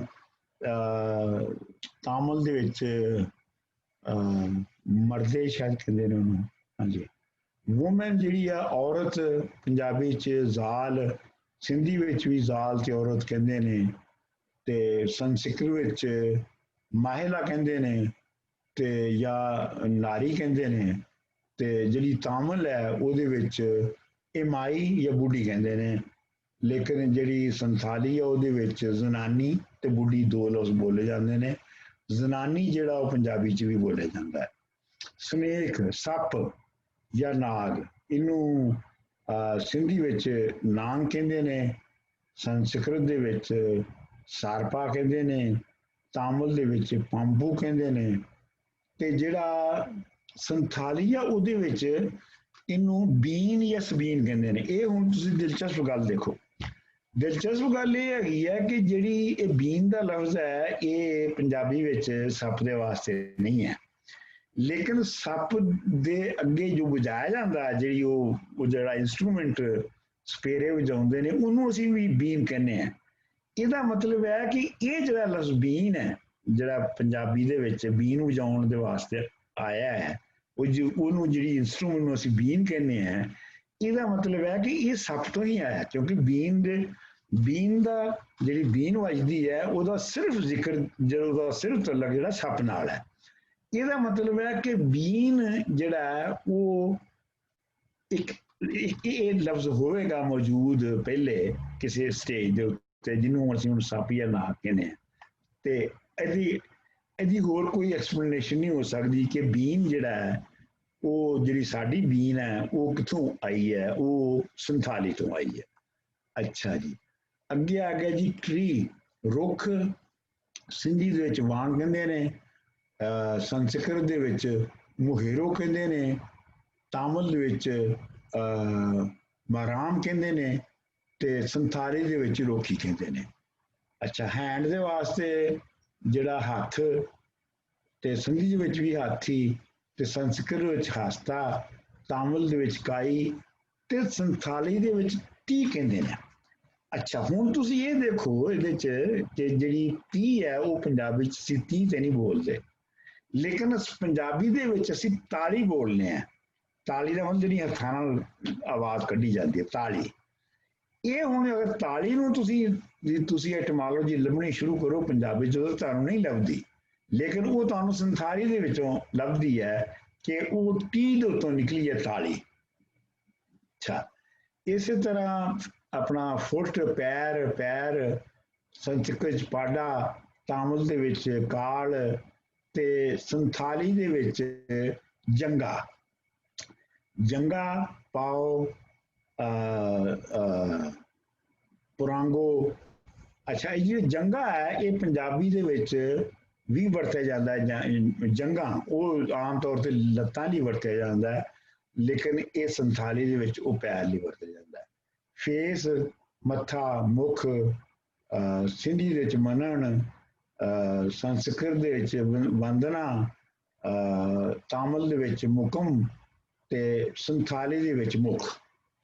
ਮੂੰਹ ਨੂੰ ਮੂੰਹ ਹੀ ਕਹਿੰਦੇ ਨੇ, ਮੂੰਹ ਸੰਥਾਲੀ ਵਿੱਚ ਕਹਿੰਦੇ ਨੇ, ਤਾਮਿਲ ਵਿੱਚ ਵੇ ਕਹਿੰਦੇ ਨੇ, ਤੇ ਸੰਸਕ੍ਰਿਤ ਦੇ ਵਿੱਚ ਮੁਖਾਜਾ ਕਹਿੰਦੇ ਨੇ। ਬਾਲ ਜਿਹੜੇ ਨੇ ਉਹਨਾਂ ਨੂੰ ਵਾਲ ਕਹਿੰਦੇ ਆ ਅਸੀਂ ਪੰਜਾਬੀ ਚ, ਸਿੰਧੀ ਚ ਵਾਰਨ ਕਹਿੰਦੇ ਨੇ, ਸੰਸਕ੍ਰਿਤ ਦੇ ਵਿੱਚ ਕੀਜ਼ਾ ਕਹਿੰਦੇ ਨੇ, ਤਾਮਿਲ ਦੇ ਵਿੱਚ ਮੁੱਤੀ ਕਹਿੰਦੇ ਨੇ, ਤੇ ਸੰਥਾਲੀ ਦੇ ਵਿੱਚ ਉਪ ਦਾ ਲਫ਼ਜ਼ ਹੈ। ਇਹ ਬਹੁਤ ਵੱਖਰਾ ਹੈ, ਇਹਨੂੰ ਫਰਦਰ ਸਟੱਡੀ ਕਰਨ ਦੀ ਲੋੜ ਹੈ। ਅੱਛਾ ਜੀ, ਅੱਗੇ ਆ ਗਿਆ ਮਦਰ ਲਈ, ਮਾਂ, ਸੰਸਕ੍ਰਿਤ ਮਾਤਾ, ਤਾਮਿਲ ਚ ਅੰਮਾ, ਤੇ ਸੰਥਾਲੀ ਵਿੱਚ ਆਇਓ ਜਾਂ ਬੁੱਢੀਆ, ਵੀ ਬੁੱਢੀ ਅਸੀਂ ਜਿਵੇਂ ਕਹਿੰਦੇ ਆ ਮਾਂ ਨੂੰ। ਅੱਛਾ, ਇਹ ਤੁਸੀਂ ਦੇਖੋ ਕਿ ਜਿਹੜੀ ਆਇਓ ਦੀ ਜਿਹੜੀ ਪੰਜਾਬੀ ਵਿੱਚ ਹੁਣ ਵਰਤੋਂ ਨਹੀਂ ਹੈਗੀ, ਮਾਂ ਦੇ ਵਾਸਤੇ ਆਇਓ ਨਹੀਂ ਵਰਤਿਆ ਜਾਂਦਾ, ਲੇਕਿਨ ਸ਼ਾਹ ਹੁਸੈਨ ਦੀ ਇੱਕ ਲਾਈਨ ਹੈਗੀ ਹੈ, ਆਇਓ ਦੀ ਸਹੁੰ ਬਾਬਲ ਦੀ ਸਹੁੰ, ਯਾਨੀ ਪਿਓ ਦੀ ਕਸਮ ਤੇ ਮਾਂ ਦੀ ਕਸਮ। ਇਹਦਾ ਮਤਲਬ ਹੈ ਕਿ ਜਿਹੜਾ ਆਇਓ ਦਾ ਲਫ਼ਜ਼ ਸੀਗਾ ਪੰਜਾਬੀ ਵਿੱਚ ਸ਼ਾਹ ਹੁਸੈਨ ਦੇ ਵੇਲੇ ਤੱਕ ਮਾਂ ਲਈ, ਉਹ ਮੌਜੂਦ ਸੀ। ਹਾਂ, ਹੁਣ ਨਹੀਂ ਹੈਗਾ, ਲੇਕਿਨ ਇਹ ਧਿਆਨ ਵਿੱਚ ਰਵੇ। ਫਾਦਰ ਵਾਸਤੇ ਪਿਓ, ਬਾਪ, ਸਿੰਧੀ ਵਿੱਚ ਪਾਈ, ਸੰਸਕ੍ਰਿਤ ਵਿੱਚ ਪਿਤਾ, ਤਾਮਿਲ ਵਿੱਚ ਆਪਾ, ਤੇ ਸੰਥਾਲੀ ਵਿੱਚ ਵੀ ਆਪਾ ਕਹਿੰਦੇ ਨੇ। ਸਨ, ਪੁੱਤਰ, ਸਿੰਧੀ ਵਿੱਚ ਵੀ ਇੰਝ ਕਹਿੰਦੇ ਨੇ, ਸੰਸਕ੍ਰਿਤ ਵਿੱਚ ਪੁੱਤਰਾ, ਤਾਮਿਲ ਵਿੱਚ ਮਕਾਨ, ਤੇ ਉਹਦੇ ਵਿੱਚ ਸੰਥਾਲੀ ਵਿੱਚ ਕੁਰਾ ਜਾਂ ਬਾਬੂ। ਅੱਛਾ ਜੀ, ਬ੍ਰਦਰ ਵਾਸਤੇ ਭਾਈ, ਭਰਾ ਜਾਂ ਭਾਈ, ਸਿੰਧੀ ਵਿੱਚ ਭਾ, ਭਰਾਤਾ ਸੰਸਕ੍ਰਿਤ ਦੇ ਵਿੱਚ, ਤੇ ਜਿਹੜੀ ਸੰਥਾਲੀ ਹੈ ਉਹਦੇ ਵਿੱਚ ਭਾਈ ਜਾਂ ਭਾਈਆ ਕਹਿੰਦੇ ਨੇ। ਸਿਸਟਰ ਵਾਸਤੇ ਭੈਣ, ਤੇ ਭੈਣ, ਤੇ ਉਹ ਸੰਥਾਲੀ ਵਿੱਚ ਵੀ ਉਹੀ ਹੈ। ਅੱਛਾ ਜੀ, ਹੁਣ ਮੈਂ ਜ਼ਿਆਦਾ ਦੇਰ ਲੱਗ ਰਹੀ ਹੈ ਜਲਦੀ ਕਰਾਂ। ਅੱਛਾ ਜੀ, ਅੱਗੇ ਆ ਗਿਆ ਹਸਬੈਂਡ ਦੇ ਵਾਸਤੇ ਜਿਹੜਾ ਪੰਜਾਬੀ ਹੈ ਉਹਦੇ ਵਿੱਚ ਖਸਮ ਹੈ, ਸਿੰਧੀ ਵਿੱਚ ਮਰਾਸ ਹੈ, ਸੰਸਕ੍ਰਿਤ ਵਿੱਚ ਪਤੀ, ਤੇ ਤਾਮਿਲ ਵਿੱਚ ਕਨਾਵਰ, ਕੰਵਰ ਯਾਨੀ ਕੰਵਰ ਜਾਂ ਕਨਾਵਰ, ਤੇ ਸੰਥਾਲੀ ਵਿੱਚ ਉਹਦੇ ਲਈ ਅਜੀਬੋ ਗਰੀਬ ਗੱਲ ਹੈ, ਖਸਮ ਲਈ ਜਵਾਈ ਦਾ ਲਫ਼ਜ਼ ਹੈ, ਜਿਹੜਾ ਸਾਡੇ ਹਾਂ ਆਪਣਾ ਸਨ ਲਾ ਲਈ ਬੋਲਿਆ ਜਾਂਦਾ, ਜਾਂ ਪੁਰਸ਼ ਸਾਡੇ ਆਮ ਵੱਲੇ ਪੰਜਾਬੀ 'ਚ ਮਰਦ ਲਈ ਵਰਤਿਆ ਜਾਂਦਾ ਹੈ, ਹਸਬੈਂਡ ਲਈ ਸ਼ਾਇਦ ਉਹਨਾਂ ਨਹੀਂ ਵਰਤਿਆ ਜਾਂਦਾ। अच्छा वाई वास्ते औरत जाल सिंधी विच जाल संस्कृत विच पत्नी ते तामिल विच मनैवी ते संथाली विच कहंदे ने उन्होंने बहू या औरत यानी औरत वही है जी औरत है बेसिकली सौरा ते सौरे का जिहड़ा ਉਹ बुनर कहंदे ने संथाली दे विच हाँ ये हुण ये हो गया ये मैं अगले टेबल से चलना है ए साला सालो ये तुसी देखो ये जिहड़े टेबल ने तुसी देख ही रहे हो साड़ी दे वास्ते ਜਿਹੜੀ ਹੈ ਉਹ ਸੰਥਾਲੀ ਦੇ ਵਿੱਚ ਇਰਲ ਕੁੜੀ ਕਹਿੰਦੇ ਨੇ ਕੁੜੀ ਯਾਨੀ ਮਤਲਬ ਕੁੜੀ ਦੇ ਮਾਨਿਆਂ ਚ ਨੰਦ ਨੂੰ ਨਨਾਣ ਅਸੀਂ ਕਹਿੰਦੇ ਆ ਤੇ ਜਿਹੜੀ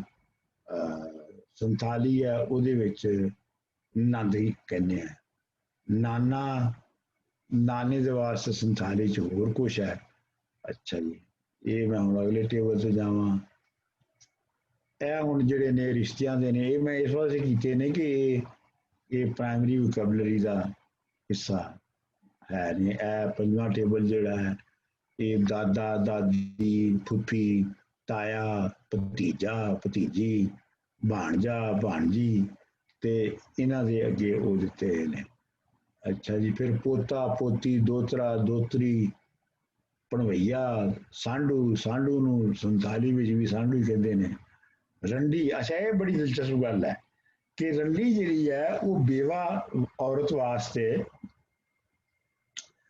पंजाबी दे विच रंडी दा लफ्ज़ बोलिया जाता है लेकिन जी उर्दू या यूपी की जबान है वो रंडी का मतलब प्रोस्टिट्यूट है लेकिन पंजाबी च रंडी का मतलब है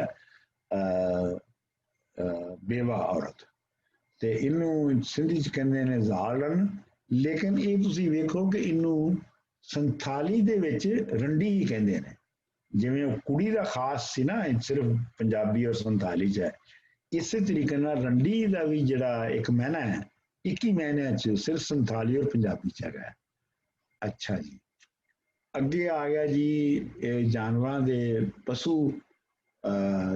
जानवर पशु डंगर ते जिहड़े संथाली है उहदे विच भी पशु ते जानवर है बाकियां च नहीं हैगा गां ते गांव ते ओनू गाय कहंदे ने दुध खीर सिंधी दे विच कसीरा संस्कृत दे विच पाल तामिल दे विच ते तोआ जिहड़ा है वो संथाली दे विच है ढग्गा ढग्गे नू बैल जिहड़ा हुंदा है वो संस्कृत जाके वरसा हो जाता है ते तामिल च कलाई हो जाता है लेकिन संथाली विच वो डंगर या सांड उन्होंने कहते हैं इस तरीके नाल बकरी है बकरी दा भी लफ्ज़ है फिर भेड़ है भेड़ जिहड़ी है उन्होंने संथाली च भी भेड़ी कहते हैं लेकिन संस्कृत और तामिल च नहीं इंज कहते मझ जिहड़ी है उहदे वास्ते वखरा लफ्ज़ है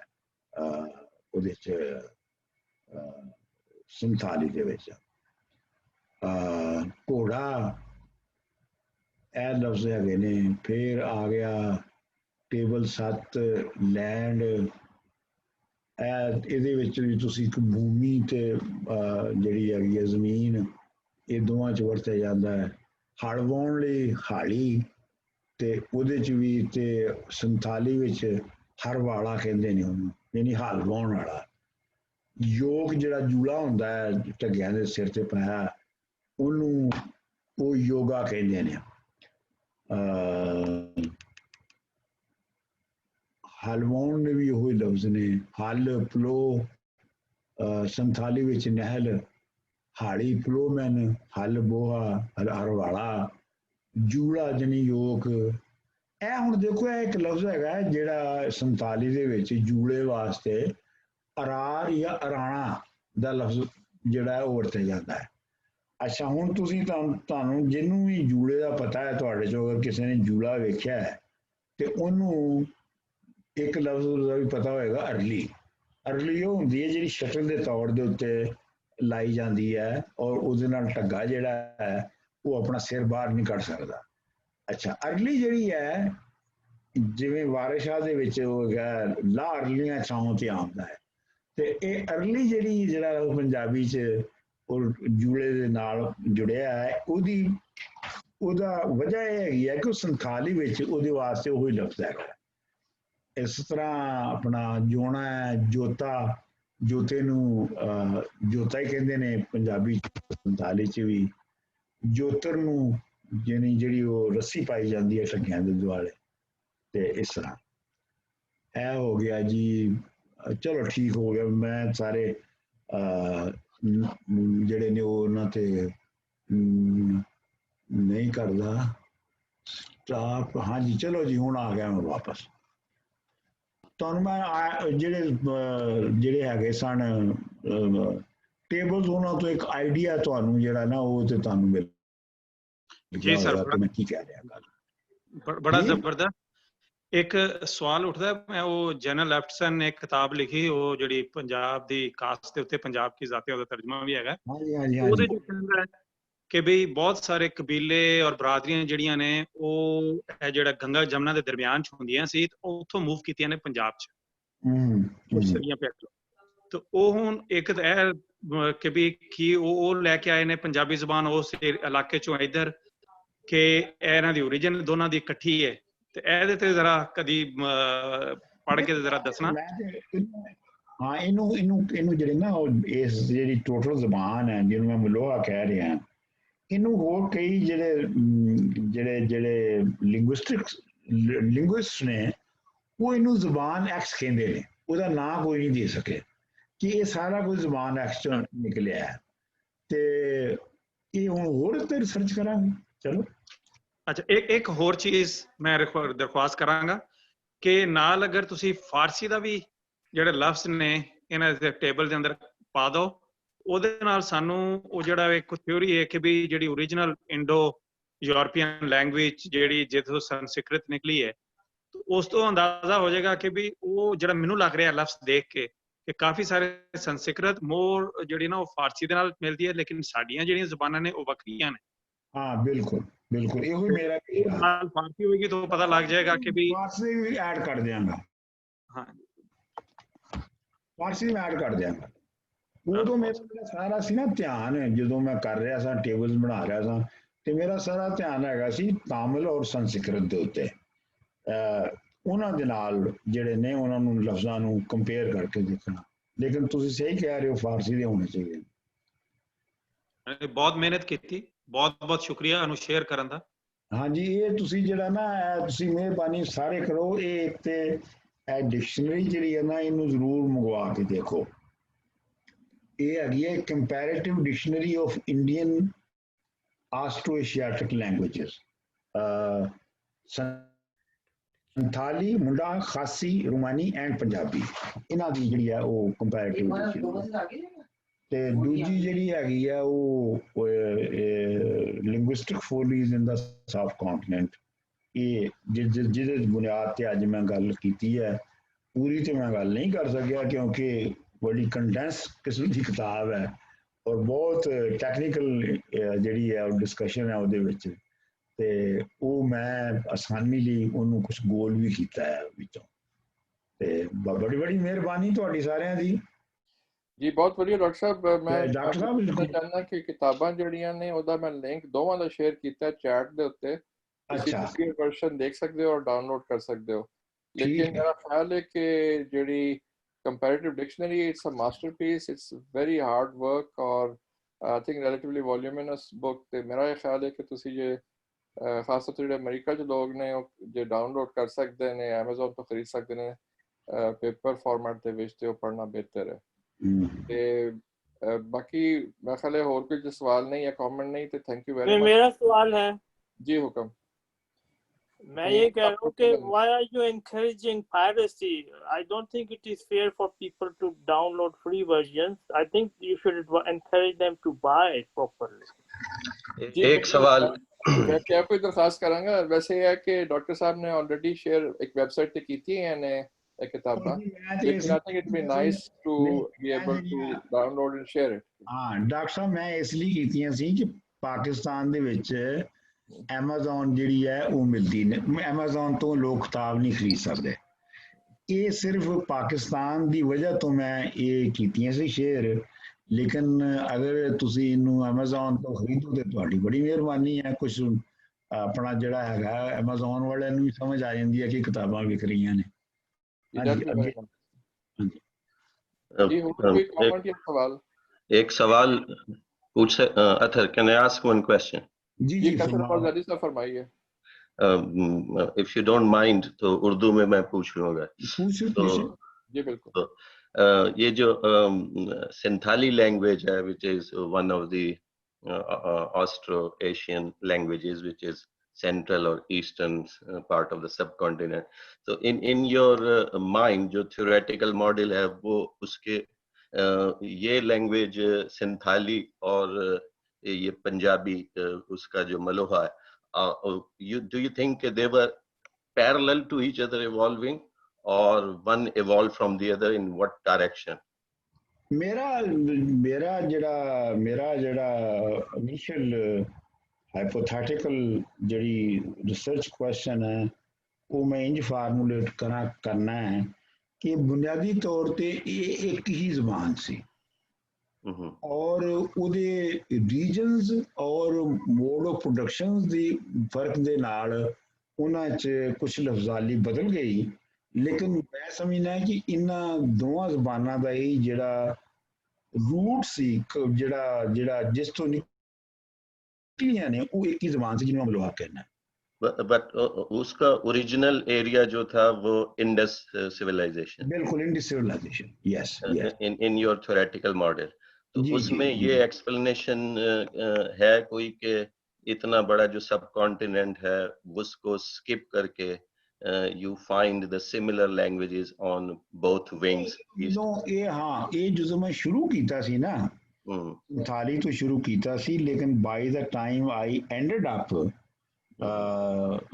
the research on संथाली ते मेरा फिर ये व्यू बनया है कि ਜਿਹੜੀਆਂ ਮੋਸਟਲੀ ਬੰਗਾਲੀ ਔਰ ਬਾਕੀ ਜ਼ਬਾਨਾਂ ਨੇ ਇਹਨਾਂ ਦਾ ਬੇਸ ਵੀ ਉਹ ਹੀ ਹੈ, ਸਿਰਫ ਸੰਥਾਲੀ ਔਰ ਪੰਜਾਬੀ ਦਾ ਨਹੀਂ ਹੈਗਾ। ਮਿਸਾਲ ਦੇ ਤੌਰ ਦੇ ਉੱਤੇ ਤੁਸੀਂ ਤੁਹਾਡੇ ਚੋਂ ਜਿਹੜੇ ਬਹੁਤ ਪੰਜਾਬੀ ਨੂੰ ਜਾਣਦੇ ਨੇ ਉਹਨਾਂ ਨੂੰ ਪਤਾ ਹੋਏਗਾ ਕਿ ਜਿਹੜਾ ਰਿੰਨਣ ਦਾ ਲਫ਼ਜ਼ ਹੈ ਉਹ ਕੁਕਿੰਗ ਵਾਸਤੇ ਲਫ਼ਜ਼ ਰਿੰਨਣ ਇਹ ਸਿਰਫ ਪੰਜਾਬੀ 'ਚ ਵਰਤਿਆ ਜਾਂਦਾ ਹੈ ਜਾਂ ਬੰਗਾਲੀ 'ਚ ਵਰਤਿਆ ਜਾਂਦਾ ਰਿੰਨਣ। ਮੇਰਾ ਕਹਿਣ ਦਾ ਮਤਲਬ ਇਹ ਹੈ ਕਿ ਇਹਨੂੰ ਇਸ ਰਿਸਰਚ ਨੂੰ ਐਕਸਪੈਂਡ ਕਰਨ ਦੀ ਲੋੜ ਹੈ ਔਰ ਬਾਕੀ ਜ਼ਬਾਨਾਂ ਜਿਹੜੀਆਂ ਹਿੰਦੁਸਤਾਨੀ ਜ਼ਬਾਨਾਂ ਨੇ ਉਹਨਾਂ ਨੂੰ ਵੀ ਵੇਖਣ ਦੀ ਲੋੜ ਹੈ। ਲੇਕਿਨ ਮੈਂ ਚੂੰਕਿ ਸ਼ੁਰੂ ਕਰ ਰਿਹਾ ਸਾਂ ਕੰਮ ਨੂੰ ਔਰ ਉਸ ਵੇਲੇ ਜਦੋਂ ਮੈਂ ਸ਼ੁਰੂ ਕੀਤਾ ਸੀ ਤੇ ਮੇਰੇ ਜ਼ਿਹਨ 'ਚ ਇਹੋ ਸੀ ਤੇ ਇਸ ਵਾਸਤੇ ਉਹ ਸੰਥਾਲੀ ਦੇ ਉੱਤੇ ਸਾਰਾ ਜ਼ੋਰ ਪੈ ਗਿਆ। Okay. So you picked up one from one end and one from the other end, but the theory is कि in between भी जो बिहार से लेके और यूपी बड़ा नॉर्दर्न इंडिया, तो उनकी ओरिजिनल प्राकृतों में अगर हम जाएंगे तो there would be original languages from one root separate from Sanskrit and Dravidian language. बिल्कुल है मेरा बिल्कुल सही तुम फॉर्मूलेट किया है। Thank you. अच्छा एक मैं कंक्लूड अगर कोई और सवाल है तो दसो काकब साहब ਤੁਸੀਂ ਪੁੱਛਣਾ ਚਾਹ ਰਹੇ ਸੀ। हाँ बस शुक्रिया करना सी, मेरा एक बड़ा अरसे ਦਾ ਮਸਲਾ ਮੇਰੇ ਫਸਿਆ ਹੋਇਆ ਸੀ ਉਹ ਅੱਜ ਤਕਰੀਬਨ ਨਿਕਲ ਗਿਆ ਕਿ ਉਹ ਜਿਹੜੇ ਮੇਰੇ ਸਪੈਨਿਸ਼ ਪੇਸ਼ੈਂਟ ਉਹਨਾਂ ਦੀਆਂ ਸ਼ਕਲਾਂ ਔਰ ਬਾਡੀ ਸਟਰਕਚਰ ਔਰ ਉਸ ਤੋਂ ਬਾਅਦ ਫਿਰ ਇੱਕ ਮਿੰਟ ਉਹਨਾਂ ਦਾ ਬਾਡੀ ਸਟਰਕਚਰ ਔਰ ਉਹਨਾਂ ਦੀ ਜਿਹੜੀ ਲੈਂਗੁਏਜ ਹੈ ਉਹ ਸਾਡੀ ਪੰਜਾਬੀ ਨਾਲ ਬਹੁਤ ਹੀ ਮਿਲਦੀ ਸੀ compared to ਜਿਹੜੀ ਦਰਮਿਆਨ ਚ ਲੈਂਗੁਏਜ ਔਰ ਜਿਹੜੇ ਸਾਰੇ ਉਹ ਨੋਮੈਡ ਸੀ ਕਿ ਉਹ ਉਹਨਾਂ ਦੀ ਵਜ੍ਹਾ ਤੋਂ ਪਹੁੰਚ ਗਈ ਉੱਥੇ ਜਾਂ ਸਾਡੀ ਓਰੀਜਨ ਦੋਨਾਂ ਜਿਹੜੀ ਸਾਡੇ ਪੰਜਾਬੀਆਂ ਦੀ ਨੋਮੈਡ ਤੋਂ ਨਿਕਲੇ ਨੇ ਕੰਮ ਕਰਨ ਦੀ ਲੋੜ ਹੈਗੀ ਹੈ। जी बहुत वधिया। आई थिंक डॉक्टर साहब जे ਤੁਹਾਡੀ ਇਜਾਜ਼ਤ ਹੋਵੇ we should conclude। मेरा ख्याल है कि बिल्कुल कंक्लूड कर सारे शुरका ਦਾ बहुत बहुत शुक्रिया ਤੇ ਇਨਸ਼ਾਅੱਲਾ ਅਗਲੇ ਸੰਡੇ ਐਸੇ ਟਾਈਮ ਫਿਰ ਮੁਲਾਕਾਤ ਹੋਏਗੀ। ਅਗਲੇ ਸੰਡੇ ਅਸੀਂ ਕਰਾਂਗੇ ਬਾਬਾ ਫਰੀਦ ਦੇ ਉੱਤੇ ਸ਼ੁਰੂ ਕਰਾਂਗੇ ਅਸੀਂ। ਬਾਬਾ ਫਰੀਦ ਦੀ ਟੈਕਸਟ ਹੋਏਗੀ ਤੇ ਬਾਬਾ ਫਰੀਦ ਦਾ ਸੈਸ਼ਨ ਹੋਏਗਾ ਜੀ ਨੈਕਸਟ ਵੀਕ। ਹਾਂਜੀ ਬਾਬਾ ਫਰੀਦ ਦਾ ਹੋਏਗਾ ਔਰ ਉਹਦੀ ਟੈਕਸਟ ਪੇਸ਼ ਕੀਤੀ ਜਾਏਗੀ, ਫਿਰ ਉਸ ਟੈਕਸਟ ਦੇ ਮਾਇਨੇ ਤੇ ਉਹਦੀ ਐਕਸਪਲੇਨੇਸ਼ਨ ਦਿੱਤੀ ਜਾਏਗੀ। ਠੀਕ ਹੈ ਜੀ। ਜੀ ਐਕਸਲੈਂਟ, ਸਾਰਿਆਂ ਦਾ ਸ਼ੁਕਰੀਆ ਜੀ। ਖੁਦਾ ਹਾਫਿਜ਼, ਰੱਬ ਰੱਖਾ। ਖੁਦਾ ਹਾਫਿਜ਼। ਖੁਦਾ ਹਾਫਿਜ਼। ਸਤਿ ਸ਼੍ਰੀ ਅਕਾਲ ਜੀ। ਸਤਿ ਸ਼੍ਰੀ ਅਕਾਲ ਜੀ।